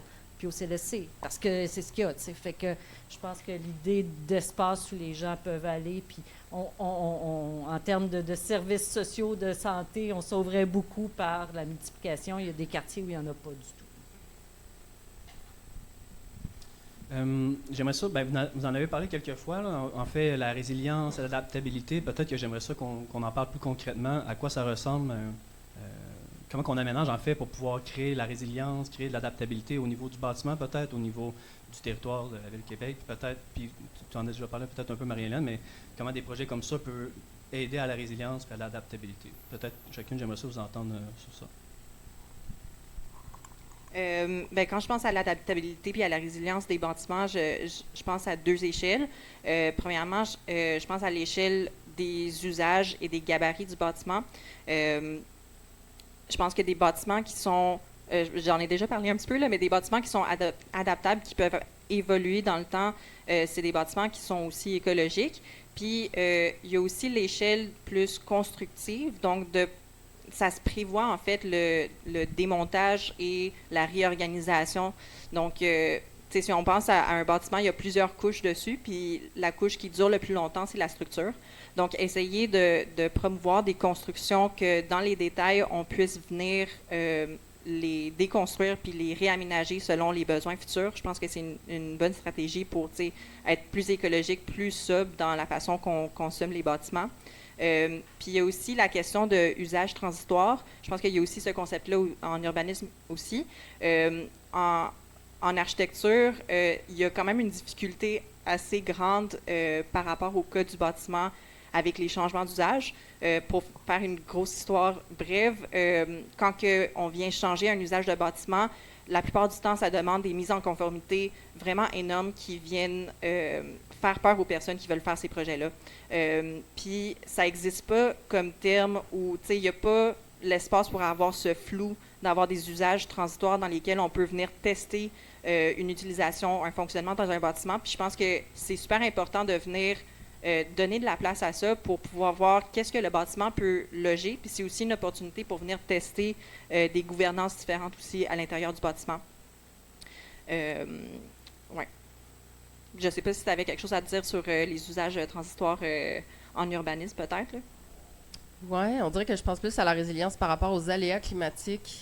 Puis parce que les usages transitoires, dans le fond, c'est comme le fait de, mettons, faire une piste cyclable ou une place, tu fais juste mettre des pots de fleurs, puis là, ça devient une place, puis on coupe une rue, puis on essaye, puis éventuellement, on va le faire de manière permanente si la circulation marche, puis que, bon, on est willing puis on a le courage politique de le faire. C'est-tu dans ce sens-là que tu y pensais? Moi, je voyais ça plus en termes de zonage, de tester des zonages différents, mais moi, je le vois aussi en perspective de usage de bâtiments. C'est peut-être aussi pour ça que je pense à ça. Bon, mais tu vois, je suis pas... ça me dit rien. J'ai peut-être inventé ça aussi, là, ça se peut. Non, mais je trouve ça super intéressant. On en parlera après le panel. Mais c'est sûr que pour que nos territoires soient résilients, puis est-ce que tu parlais d'aléas climatiques, mais aussi, j'imagine, la démographie qui change. Mais il y a deux choses qui me viennent. Il y a le fait de préserver nos milieux humides, d'avoir des espaces verts pour tous les coups d'eau qu'on a, de déminéraliser énormément. D'avoir un couvert forestier, tout le verdissement en ville. Puis, on a tellement besoin d'avoir accès à la nature. Puis, on dirait que, je sais pas vous, mais moi, j'ai cette incroyable tension en moi de... Je sais que mon empreinte climatique et puis, juste écologique est beaucoup plus faible en ville. Et en même temps, j'ai soif de nature, de cette proximité-là. Fait que la fin de semaine, je loue une communauté, puis là, je m'en vais en nature, tu sais. Fait que pour moi, c'est aussi la résilience de dire la nature percole en ville, tu sais. Puis on a des rues-forêts, puis on essaye de beaucoup plus avoir les deux ensemble, parce que ce qu'on fait sinon, c'est détruire la campagne, détruire la forêt pour essayer d'y habiter, puis le prochain quartier est celui qui y a accès, tu sais. Mais la ville s'étend à l'infini dans cette logique-là, fait que c'est vraiment plutôt que d'aller habiter en campagne ou en nature, c'est comment on fait pour la ramener en ville. Puis on l'a fait avec la renaturalisation de la rivière Saint-Charles, mais j'ai passé l'été en campagne, puis là, je reviens, puis j'entends tellement l'autoroute. Quand je suis sur le bord de la rivière, je ne peux plus ne pas l'entendre. Puis, vivement qu'on la mette à terre, là, cette autoroute-là. Je pense qu'il y a déjà des plans, là, puis ça se discute, puis même, il y a des promoteurs qui l'ont même demandé parce qu'ils construisent à côté puis qui trouvent que ça aurait bien du bon sens, mais dans les patrons de déplacement, on se réorganiserait, là. Moi, j'ai confiance, mais c'est juste... Bref, où est-ce que je m'en allais avec ça? Bref, faisons des coulées vertes, puis ça passe par, encore une fois, avoir moins d'espace pour la voiture, puis ben ça, c'est tellement pas consensuel. Puis l'autre notion de résilience, c'est la résilience de nos quartiers. Il y a tellement de quartiers qui ne sont que constitués de maisons unifamiliales. Puis je parle souvent du cas de la séparation parce que c'est quand même un couple sur deux qui se sépare. Fait qu'il y a des besoins pour se reloger dans le même quartier avec la moitié du budget. Donc c'est pas résilient ces quartiers-là. Puis même, c'est ça, on n'a pas tous les mêmes besoins. Puis par exemple, l'enseignante... qui enseigne à l'école primaire dans un quartier de bungalow, ça se peut qu'elle n'ait pas besoin d'une grande maison ou, fait il y a des campagnes là, à Seattle sur s'il vous plaît, est-ce que je peux être votre voisin? Puis c'est genre le barista qui est comme moi, j'ai pas besoin, j'ai besoin d'un petit logement, est-ce qu'on peut continuer de construire? Parce qu'il y a énormément d'opposition à la transformation de ces quartiers-là, les quartiers de maisons unifamiliales. Puis les transformations sont toutes en train de se passer en ville, mais ça se passe de plus en plus dans les banlieues. Sainte-Foy en est un exemple. Là. Je pense qu'on appelle quasiment plus ça une banlieue. Là. Mais c'est vraiment touché, puis je serais curieuse de t'entendre, Sarah, là-dessus, parce que ça se passe beaucoup par démolition, reconstruction. Oui, il y a les grands stationnements de nos strips commerciales, mais tu sais, par exemple, à Longueuil, près du métro, il y a eu plus de 1000 démolitions en 4 ans de maisons unifamiliales pour construire du plex, ce qui est tout petit. Là. Tout le monde me dit tout le temps, pourquoi on ne reproduit pas des Limoilou, pourquoi on ne peut pas faire du 3 étages, pourquoi on ne peut pas faire du plex. Mais à Longueuil, c'était remplacé de la maison par du plex, ça passait pas du tout, là. Fait que c'est quand même à proximité, à distance de marche du transport en commun. Oui, c'est des bâtiments existants, mais c'est ça. Moi, je suis quand même dans un dilemme, mais c'est ça. Ça fait partie pour moi de la résilience que d'avoir un bâti évolutif aussi, puis d'accepter des fois que peut-être qu'il y a certaines maisons, tu sais, le long du boulevard Laurier, il y avait des maisons individuelles. Pour certains d'entre nous, ce serait impensable vu qu'on n'a pas connu le boulevard Laurier comme ça.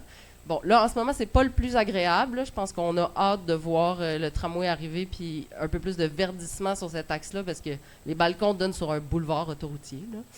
Mais la vision, c'est que ça change.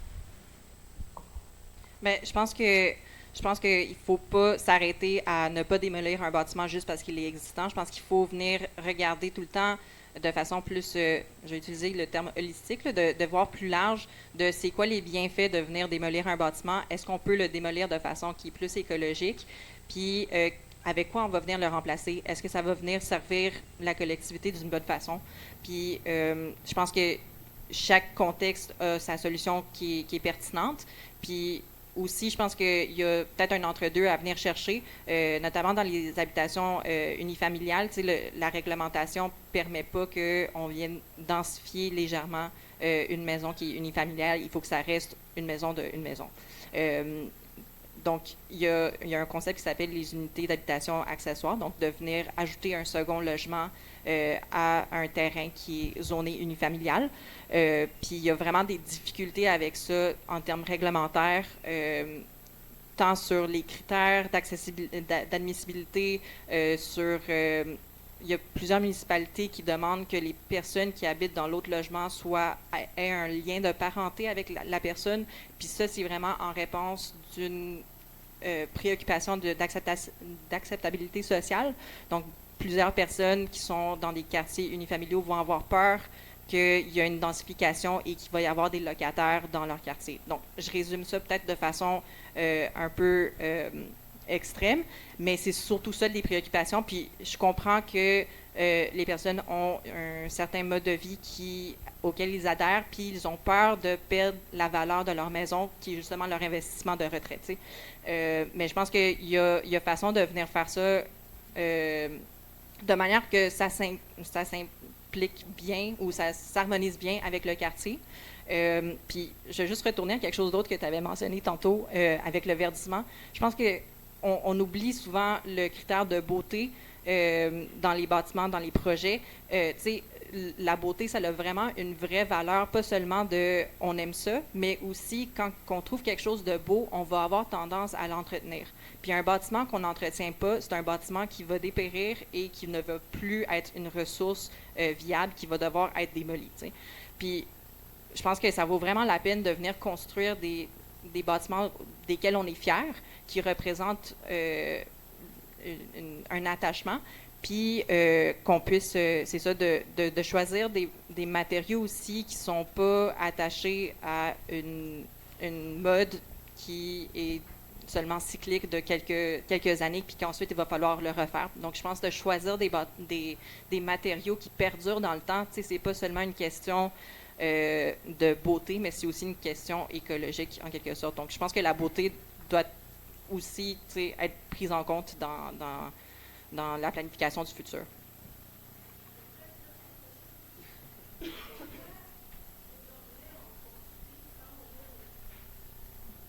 Sans ouvrir les fenêtres? Oui. Ben, c'est...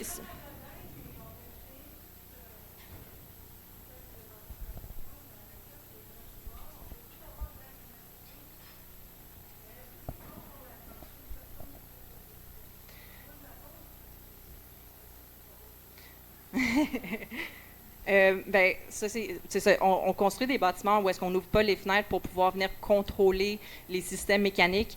Puis on conçoit des systèmes mécaniques qui fonctionnent avec des fenêtres fermées.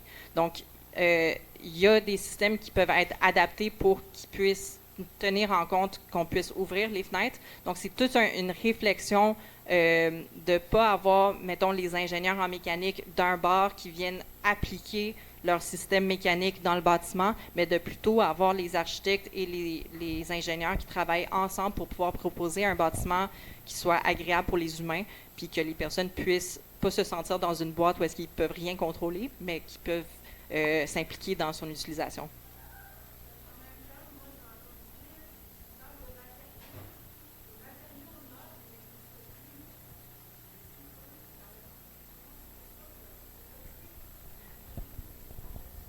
Oui, il y a ce qu'on appelle les COV, là j'ai oublié, c'est quoi l'acronyme, là, mais c'est les composantes organiques volatiles qui se retrouvent beaucoup dans les cols des matériaux d'aujourd'hui. Donc, par exemple, tous les éléments qui sont construits avec plusieurs couches qui sont collantes, qui après ça sont émis dans l'air pendant des années, puis on respire ça. Puis c'est sûr que malheureusement, les matériaux qui sont plus nobles coûtent plus cher au début. mais c'est souvent des matériaux qui vont durer plus longtemps aussi. Puis c'est un choix de faire un investissement au départ pour que ça puisse durer plus longtemps, puis on va moins avoir besoin de venir les remplacer aussi. Puis honnêtement, je pense que d'investir dans sa qualité, ça a une valeur hyper importante.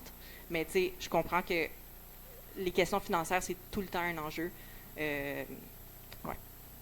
Puis je tiens à dire, excuse-moi, mais la période de questions va arriver tout de suite après, en fait, là, puis on a bientôt fini, en fait, donc peut-être que je laisserai, Marilyn, si tu avais de quoi à dire sur cette question-là. Peut-être juste dire que deux choses qui m'ont interpellée dans ce que vous avez dit. Tu as parlé du fleuve, hein, l'accès au fleuve. Donc, il y a toute une partie de la ville qui n'a pas accès au fleuve. Puis, tu parlais du verdissement aussi. Pour moi, il y a une question de justice dans l'accès à la nature. Même si j'ai parlé tantôt du danger de l'éco-gentrification, il reste qu'il y a une question de justice, puis il y a une question de santé publique, parce qu'on sait que ça joue sur la santé physique et mentale des gens d'avoir accès donc à du verre, à de la nature à proximité. Fait que je trouve ça super important. Puis l'autre chose qui m'a interpellée dans ce que tu as dit, c'est la question des usages des bâtiments, avec les normes, où c'est ça, où c'est tel usage, ou c'est tel autre usage. On peut-tu, dans des projets collectifs, par exemple, avoir des usages qui vont évoluer, qui vont bouger, qu'il y a une place à la créativité puis à l'adaptabilité, justement, des besoins qui peuvent changer dans le temps.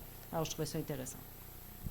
Super, merci beaucoup. Il est déjà 8h24. Fait que, à moins qu'on ait touché... Est-ce qu'il y a des sujets qu'on peut-être vouliez aborder, qu'on n'a pas touché, ou des choses que vous vouliez absolument dire? Je passerai à notre dernière question, si ça vous va.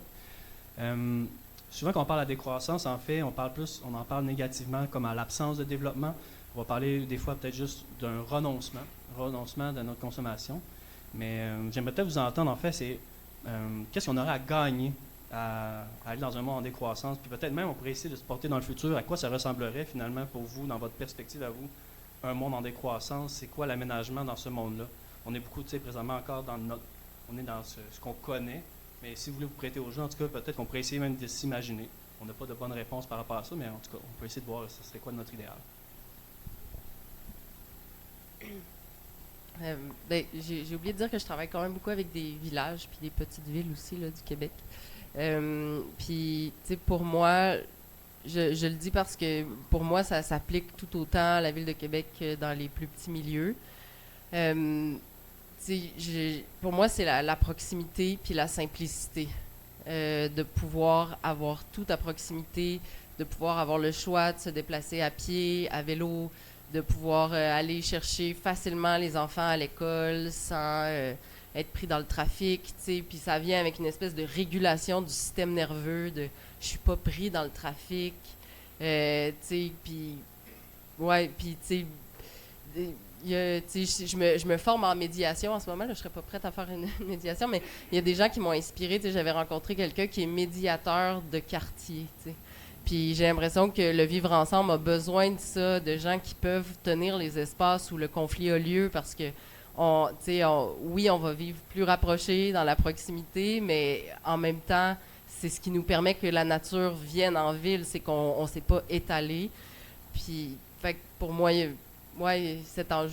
cette idée de simplicité, proximité, puis on utilise la force de nos muscles pour se déplacer. Fait que, ça fait qu'on est actif, puis puis je pense qu'on a l'opportunité aussi de contribuer à notre alimentation.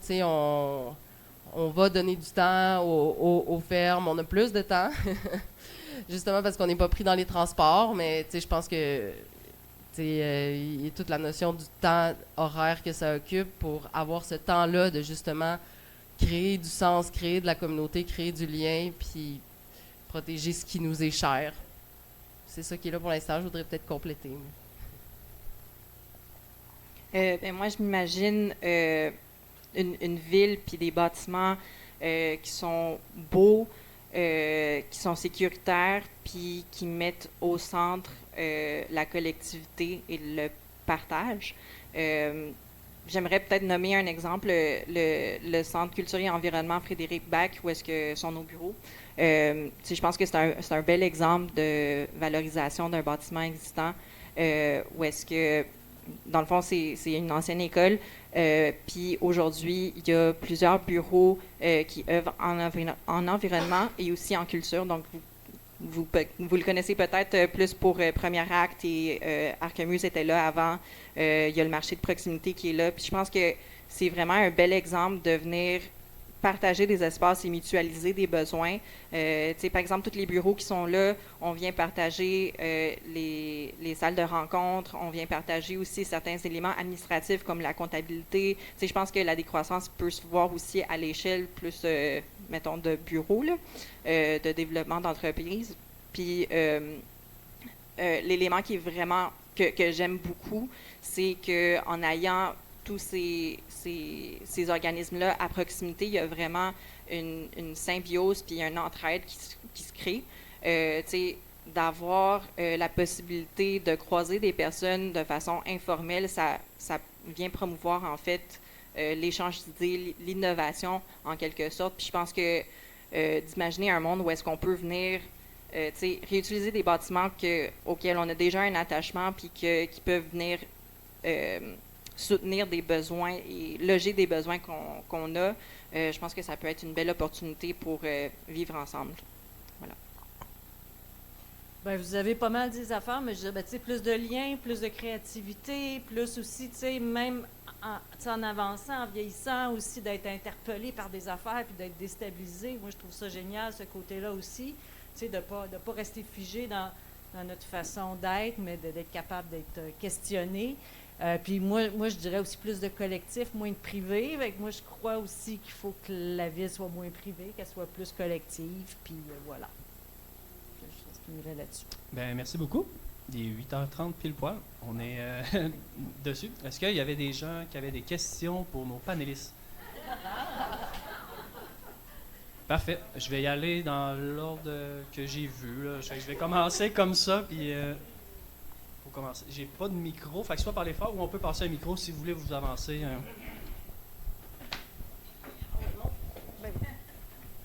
Allô. Mon Dieu, comment faire de quoi de cohérent? Tu as parlé des villes, tu as parlé à la fin des campagnes, puis de comme ramener de la nature dans la ville. Je me demande comment... Est-ce que tu as une vision pour le milieu plus rural?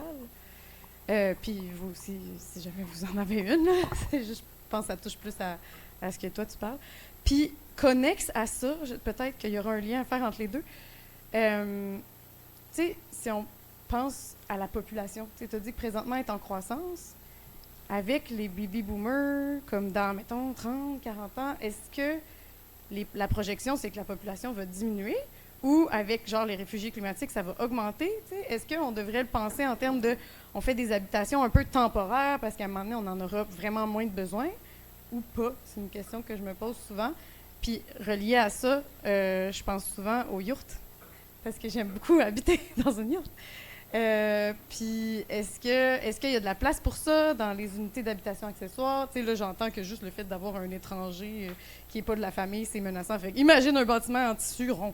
Mais, en tout cas, je vois les enjeux. Mais en tout cas, fait que c'est comme 3 affaires que j'ai l'impression qu'ils peuvent aller ensemble. Fait que j'ose en faire une seule question. Wow, merci. Ben, pour les milieux ruraux, tu sais,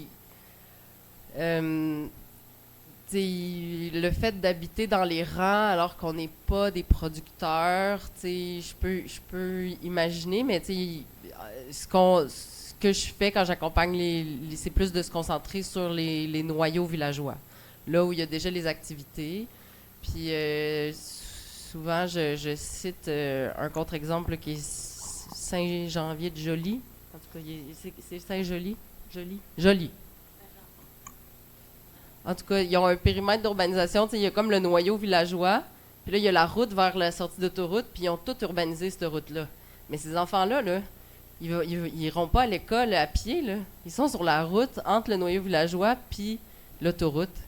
Fait que, tu sais, on n'a vraiment pas pensé à ça. Puis, tu sais, on n'est pas... en tout cas, fait que pour moi, c'est comme de consolider le noyau urbain. Puis ça peut quand même être fait avec de l'espace puis de la verdure. Puis, tu sais...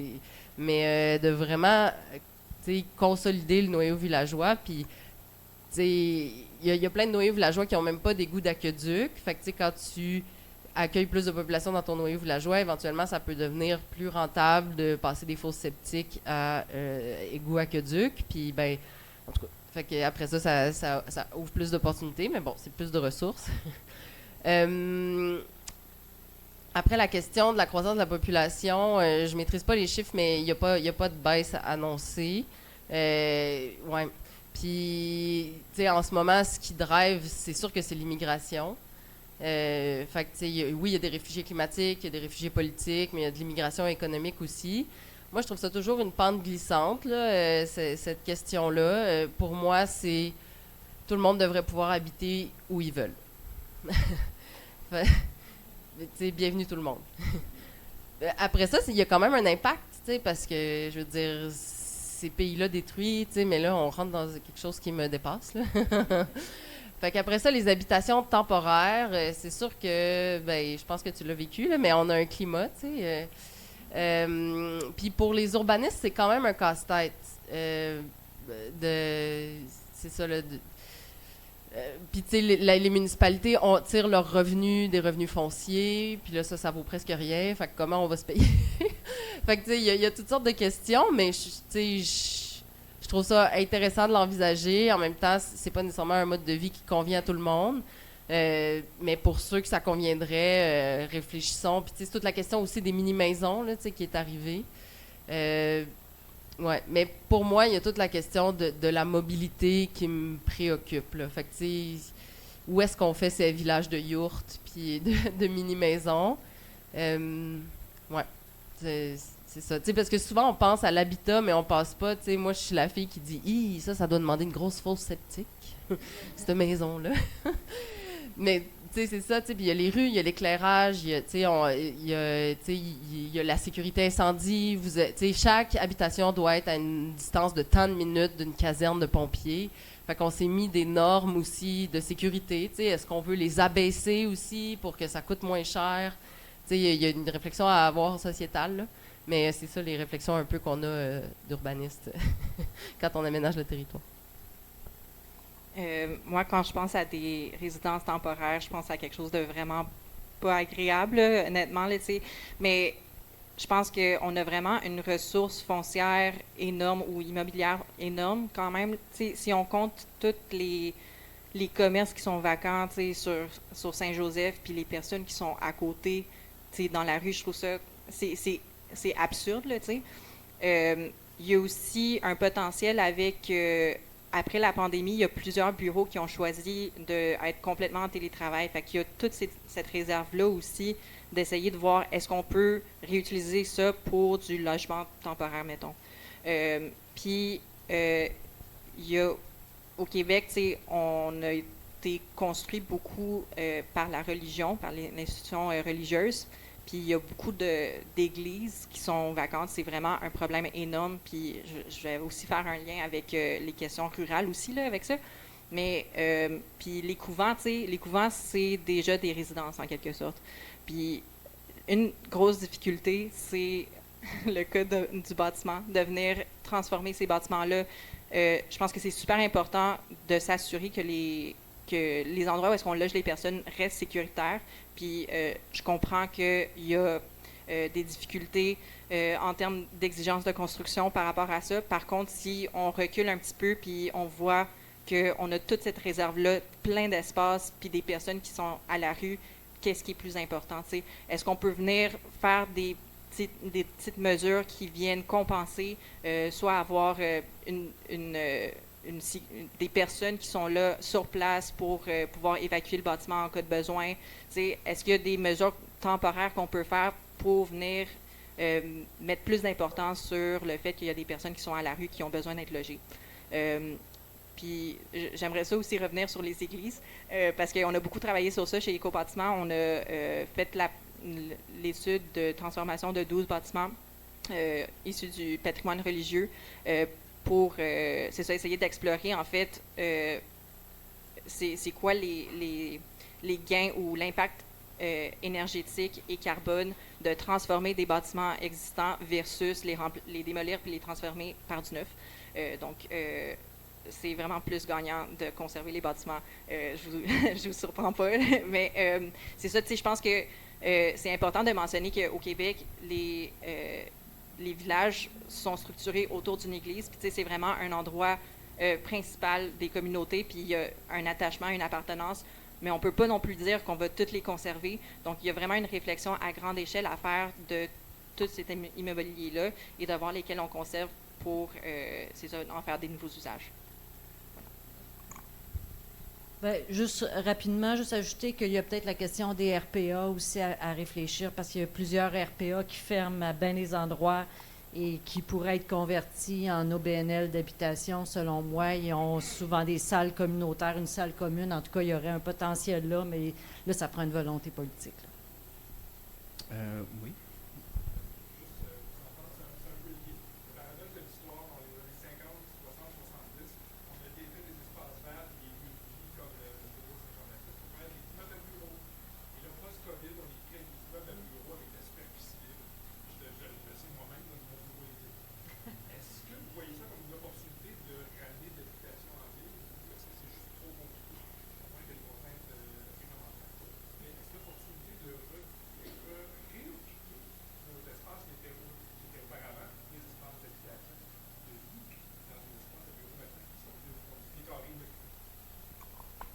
Ben moi, je pense que oui. Ça dépend de chaque bâtiment, c'est sûr.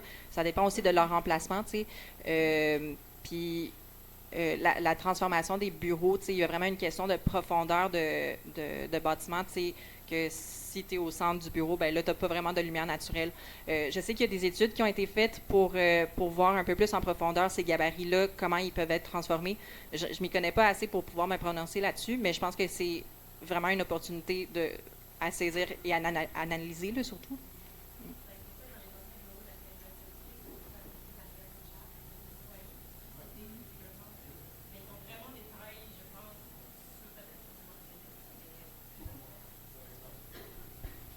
Moi, je veux juste citer tous les espaces industriels qui sont devenus des ateliers d'artistes, puis qu'éventuellement, on a transformé en loft, puis en condo. Fait que, pourquoi pas avec les bureaux, mais effectivement, j'avais vu que c'est plus c'est des tours étroites qui vont plus être convertibles.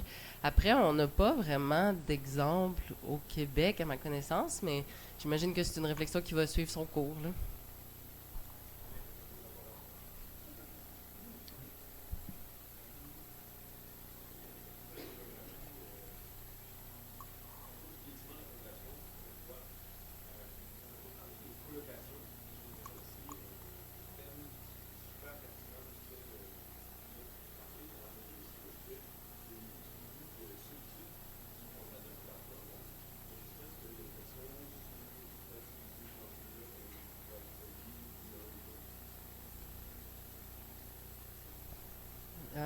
Merci d'apporter ce thème-là. C'est vrai qu'on n'en a pas parlé, puis on habite des fois tout seul dans des grands logements, finalement, là. L'urbanisme ne se penche pas vraiment là-dessus, honnêtement. Mais dans mon vécu personnel, je me suis intéressée à ça. Puis, entre autres, la médiation, je m'y intéresse pour ça aussi. La vie commune, puis il y a toutes les... j'ai un peu... personnellement, je me suis intéressée à cohabitat, puis comment est-ce que je serais willing de faire ça, puis ce serait quoi les conditions. Ce qu'on voit, il y a aussi Solutionnera qui a fait quelque chose dans le coin de l'Estrie, mais c'est qu'est-ce qu'on est prêt à partager. Moi, ce que j'ai vu, c'est qu'il y a des gens qui préfèrent avoir tout en autonomie et l'option d'aller dans la collectivité. Après, mais oui, effectivement, la colocation, c'est vraiment une belle modalité. Puis je sais pas si c'est là que tu t'en allais, mais il y a des initiatives de résidence pour personnes âgées qui louent des logements à des étudiants pour pas cher en échange de services communautaires où là, les étudiants vont donner 10 heures pour... Puis, c'est des super beaux témoignages vraiment touchants, de liens qui se créent. Puis, genre, moi, j'ai perdu ma grand-mère, mais maintenant, j'ai 10 grand-mères. Puis, c'est vraiment inspirant. Fait que ça peut être des belles façons de faire de la colocation autrement, effectivement. Fait que merci d'amener le thème.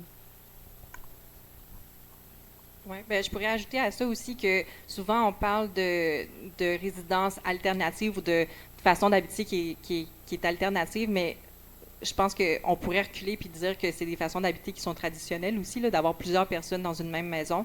Puis justement, tu sais, la question d'intimité, c'est vraiment un enjeu culturel là, aussi. Tu sais, c'est pas toutes les cultures qui déménagent à 18 ans puis qui vivent pas avec leur grand-mère. Là. Tu sais, fait que, il y a plusieurs initiatives de projets de co-living ou de, comme tu nommais, tu sais, d'avoir un partage avec des étudiants. Puis je pense qu'il faut miser davantage sur ça. Il y a quelqu'un au fond.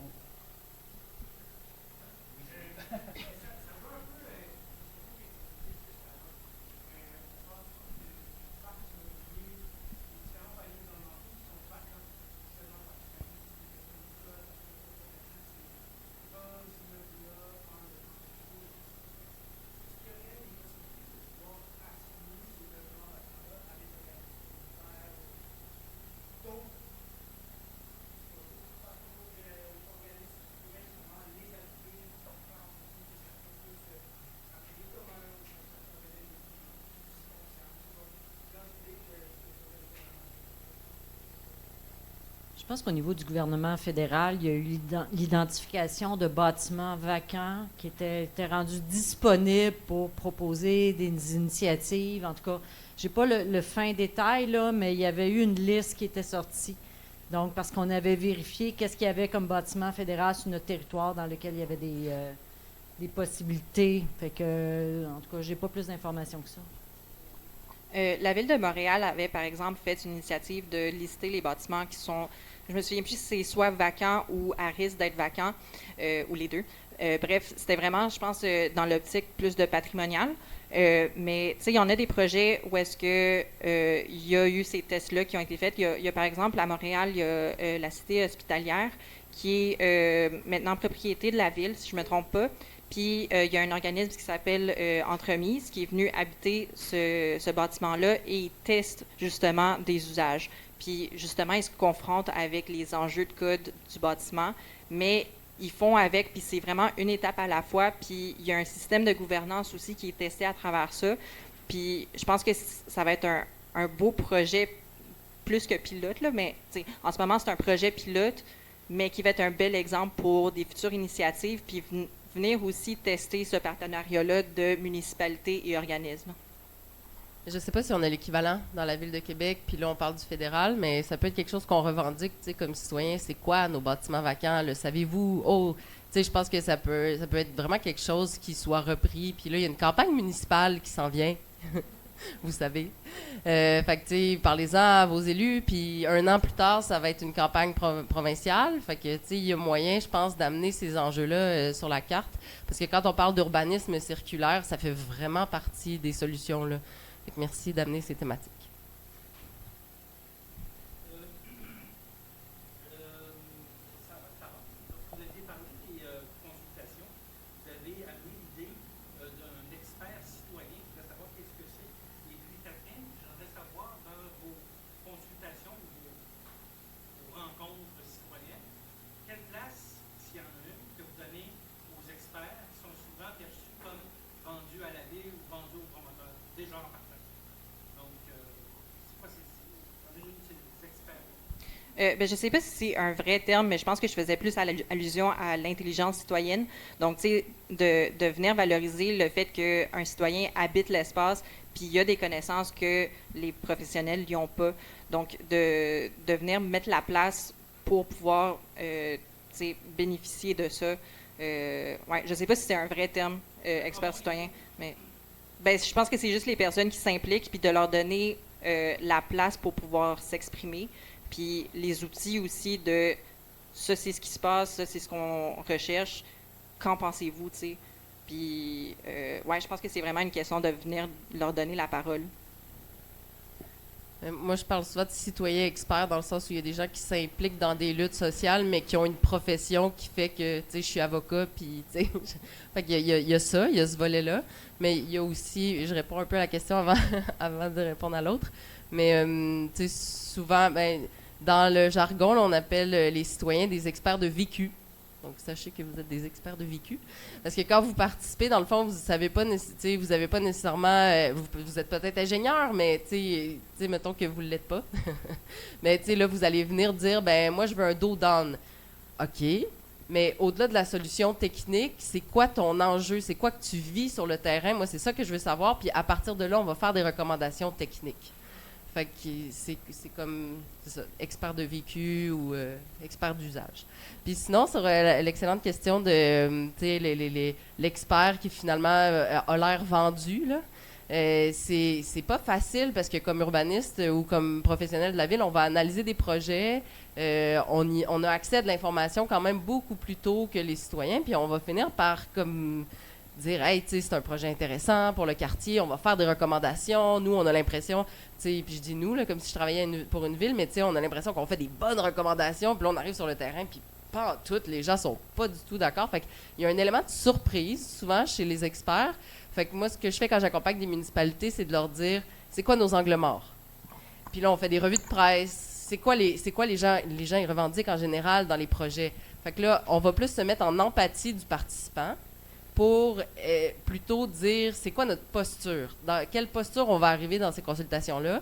Puis l'expert, dans le fond, il ne faut pas que ce soit lui qui anime. Il faut vraiment que ce soit quelqu'un, puis à la Ville de Québec, ils ont un service là, spécialisé en expérience citoyenne, je pense. Puis ça, c'est idéal, parce qu'on ne veut pas que la personne qui a travaillé sur le projet avec le promoteur, ce soit lui qui accueille la question. Parce que là, on est dans une game de ping-pong, là.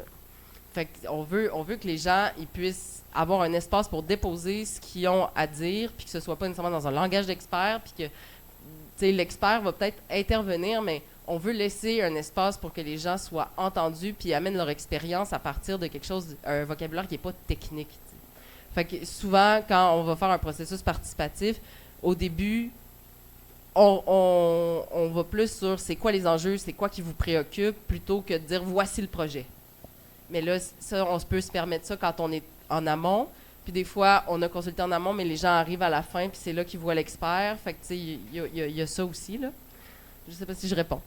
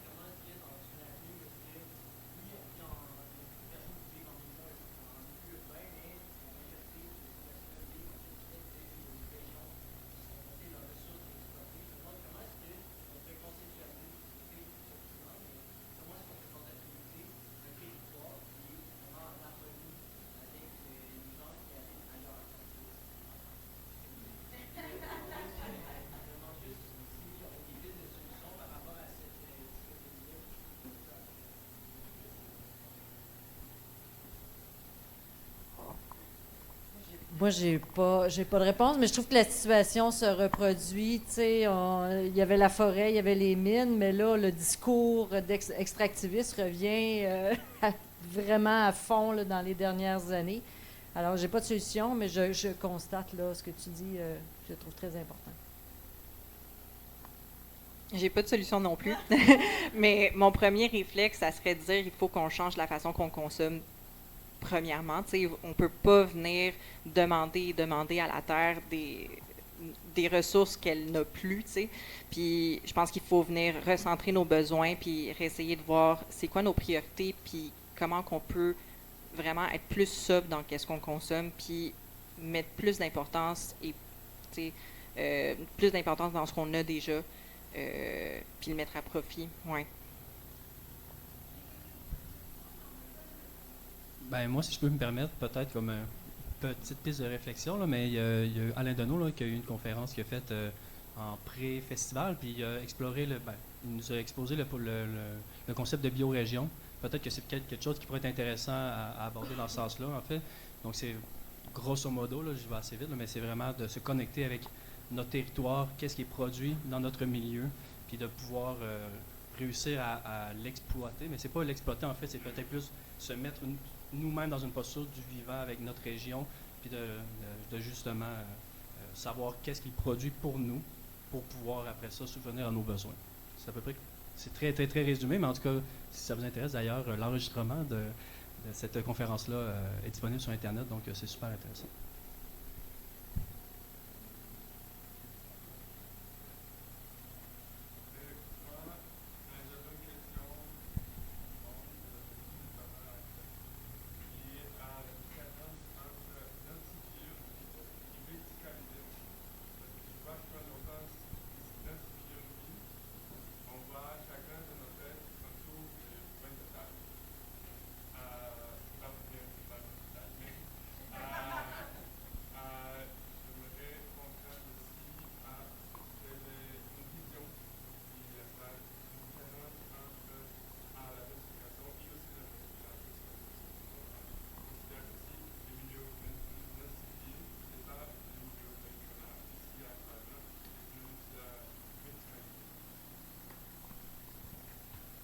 Ce que j'ai pas compris le dernier bout, peux-tu répéter la fin?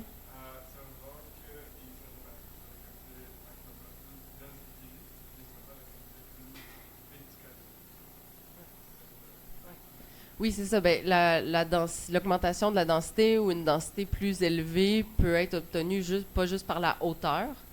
Dans le fond, c'est sûr que le fait que les bâtiments soient mitoyens, donc un mur partagé, contrairement à notre fameux quartier de bungalow où là, les maisons sont toutes séparées, ben, le fait que les rues soient plus étroites aussi, quand les rues sont très larges, ben, ça prend plus d'espace. Fait que ouais, c'est la grandeur des terrains, la grandeur des logements. Fait que si on a des plus petits logements avec des murs mitoyens, ben il y a moyen d'avoir une bonne densité sans nécessairement aller en hauteur. Oui, aussi. Construire des maisons sur l'espace des voitures? Ouais. Oui.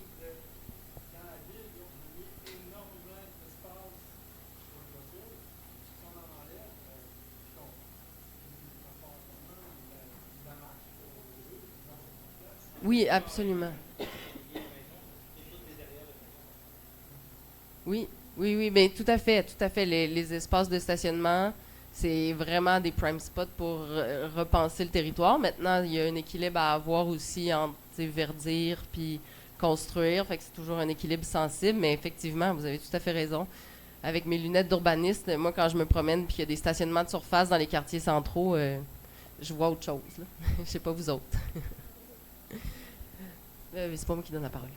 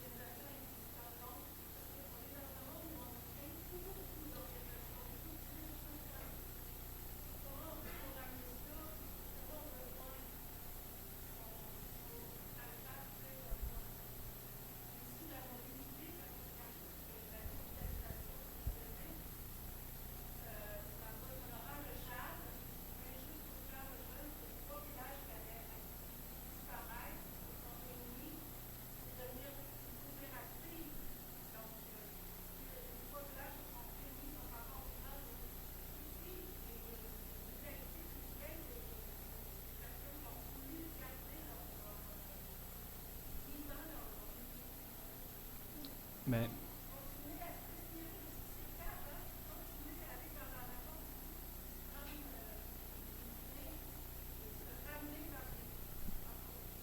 merci pour ton commentaire. Oui.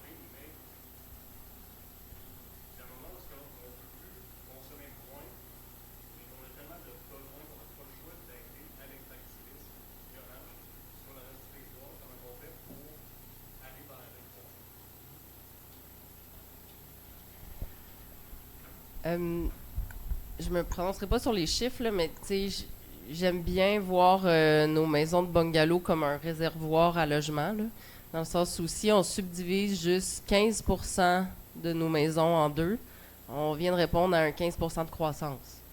Fait que j'ai l'impression qu'à même le stock de logements existant, on a des opportunités. Maintenant, c'est la mise à l'échelle de ces initiatives-là. Comment on fait ça, comment on accélère ça, puis comment on met le pied sur l'accélérateur de réutiliser l'existant, parce que, comme le dit si bien Sarah, c'est hyper complexe avec notre réglementation actuelle, c'est pas ce qui est le plus rentable, puis c'est pas les mêmes acteurs non plus. Les promoteurs immobiliers, c'est leur job, ils achètent des terrains, ils veulent les rentabiliser.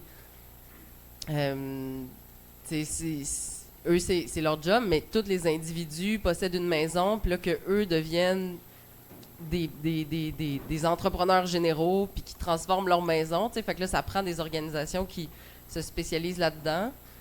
En France, là, il y a l'initiative Ville Vivante qui se spécialise là-dedans. Fait que, en tout cas, j'ai envie de croire qu'on n'est pas obligé de vider nos réserves de ressources, puis de quand même accueillir les gens qui veulent venir vivre au Canada.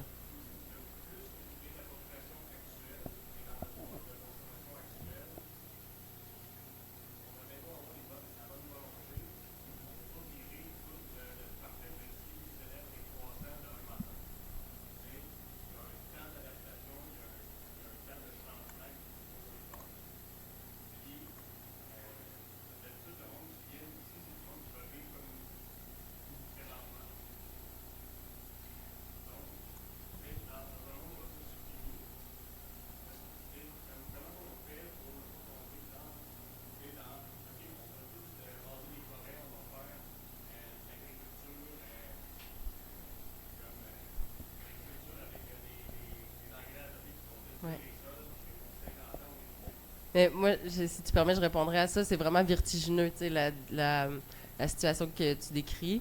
Moi, ce que j'ai envie de croire, c'est que moi, comme individu, je peux amener un changement à mon échelle. On peut créer un commun, on peut créer une coop, puis éventuellement, si d'autres gens décident de faire ça, suivre notre exemple. Mais j'ai l'impression que de penser à cette échelle-là globale, moi, à un moment donné, il a fallu que je fasse un switch parce que ça m'étourdit, tu sais. Fait que je vais juste te partager, là. Et moi, ce qui me ramène, c'est qu'est-ce qu'on peut faire comme initiative maintenant à notre échelle, parce qu'on ne contrôlera pas les flux de population qu'on va accueillir, là. Il est déjà dépassé 9 heures. Par contre, il restait les mains levées. Si les gens sont encore à l'aise, on répondrait à quelques questions qui restent, puis on mettrait fin à ça après.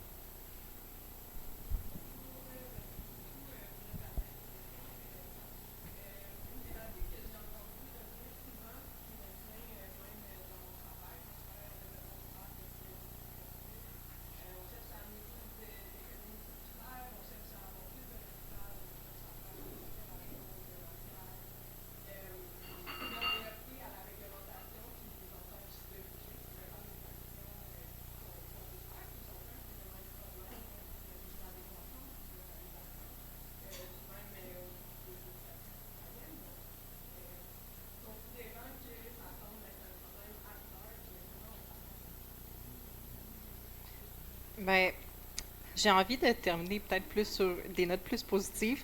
Il y a vraiment, on est vraiment en retard sur la circularité, mais il y a vraiment des initiatives, tant sur des points de vue d'organismes que, par exemple, Recycle Québec, d'essayer de réfléchir à comment on peut, je veux dire, institutionnaliser ou, tu sais, structurer la récupération des matériaux suite à la démolition ou la déconstruction.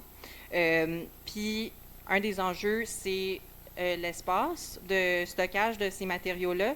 Puis, un autre enjeu, c'est de la mise en commun, donc un équivalent d'un marketplace. Puis, il y a beaucoup d'exemples en Europe de ces plateformes-là qui existent déjà pour pouvoir faciliter la connaissance de matériaux qui sont disponibles. Donc, tu sais, il y a des initiatives qui sont là-dessus. Puis, oui, c'est ça. Ça existe. Puis, il y a beaucoup de recherches là-dessus. Puis, tu sais, je vois que ça avance, là, tu sais. Puis, c'est pas juste des discussions. Je pense que, ouais, on s'en va dans la bonne direction. Je prendrai la dernière question au bout.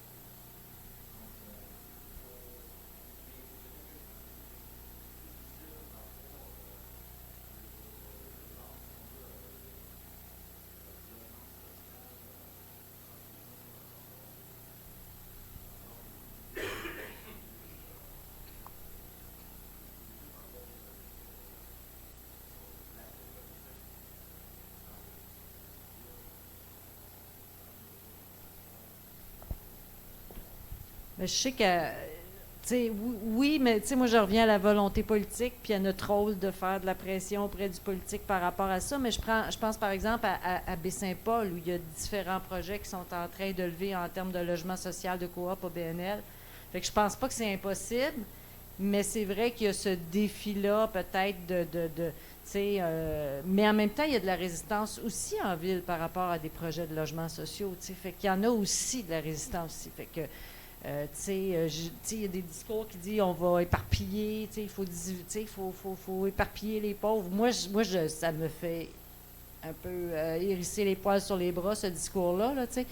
Mais, fait que je pense qu'il y a de la résistance un peu partout. Puis, il faut aller peut-être trouver les bons porteurs ou les bons alliés dans les milieux pour être capable de travailler avec eux autres puis faire, tu sais, pousser ces projets-là, là.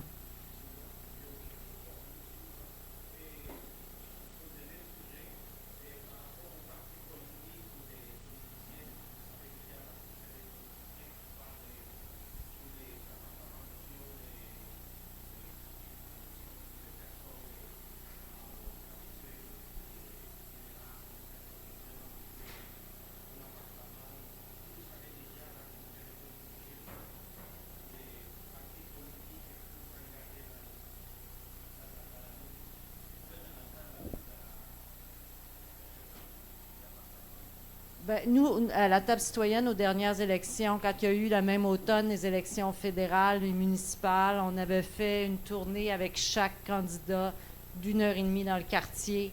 Fait qu'on avait réussi à avoir leur attention. Fait qu'on partait du coin de l'incinérateur, puis on allait jusque la tour dans l'arboretum pour, en tout cas, parler du fleuve aussi. Fait qu'on parlait de plusieurs enjeux, mais on parlait de logement social. Puis je pense qu'en campagne électorale, il faut se servir de ces leviers-là, puis le parler. Ça ne garantit rien, mais ça donne après ça, ça nous permet de connaître leur position, puis après ça, ben ça nous donne des leviers pour revenir après ça, puis les talonner. Mais il n'y a pas de solution magique. Tu sais, le Frappru fait une lutte pour le logement social depuis des décennies, mais ils ont fait des gains quand même. Il y a eu des gains qui ont été faits. Sinon, s'il n'y avait pas eu ces luttes citoyennes-là, ça serait perdu.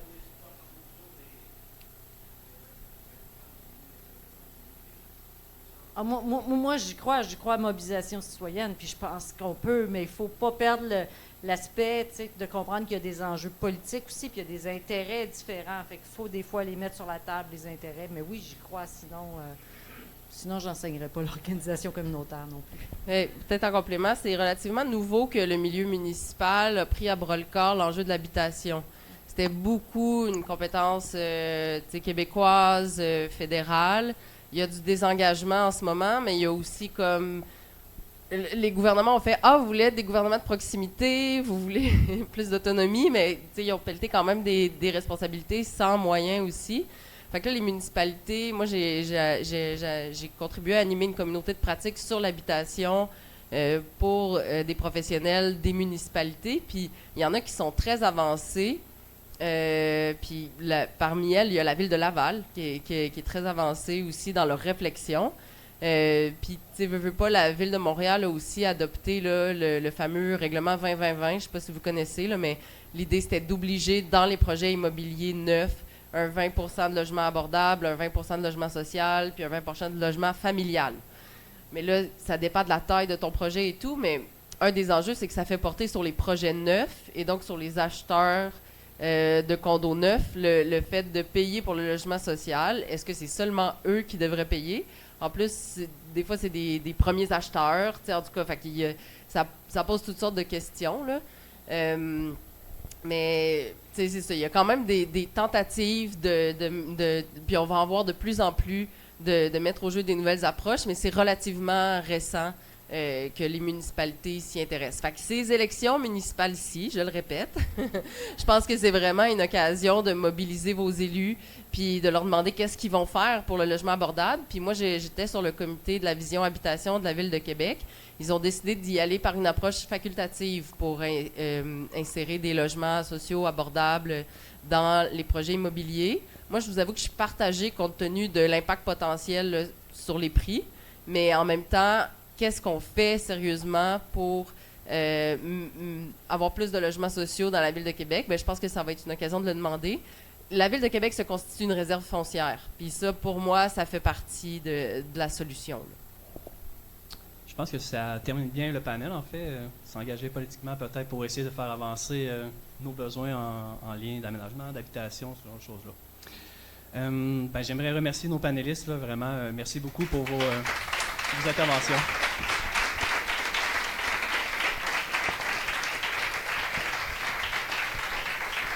Un, deux, trois, quatre! Pour terminer, à titre de conclusion, je vais juste vous présenter ce qui s'en vient pour le restant du Festival à décroissance. Demain, jeudi, il y aura une conférence de Bruno de Tonk qui va concerner la sobriété énergétique.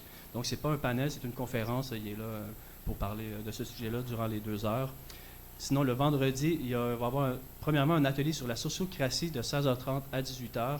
Puis, par la suite, animé par ici Mademoiselle Devant, et suivi par un panel qui se nomme « Trouver du sens au travail » de 19h à 20h30. Puis ça sera suivi par la suite à 9h par un show de musique de Sandra Contour. Donc voilà. Ensuite, dernière chose, le samedi, le 17 mai, on organise une journée familiale et festive devant la Patente à Limoilou. Donc ça a lieu beau temps, mauvais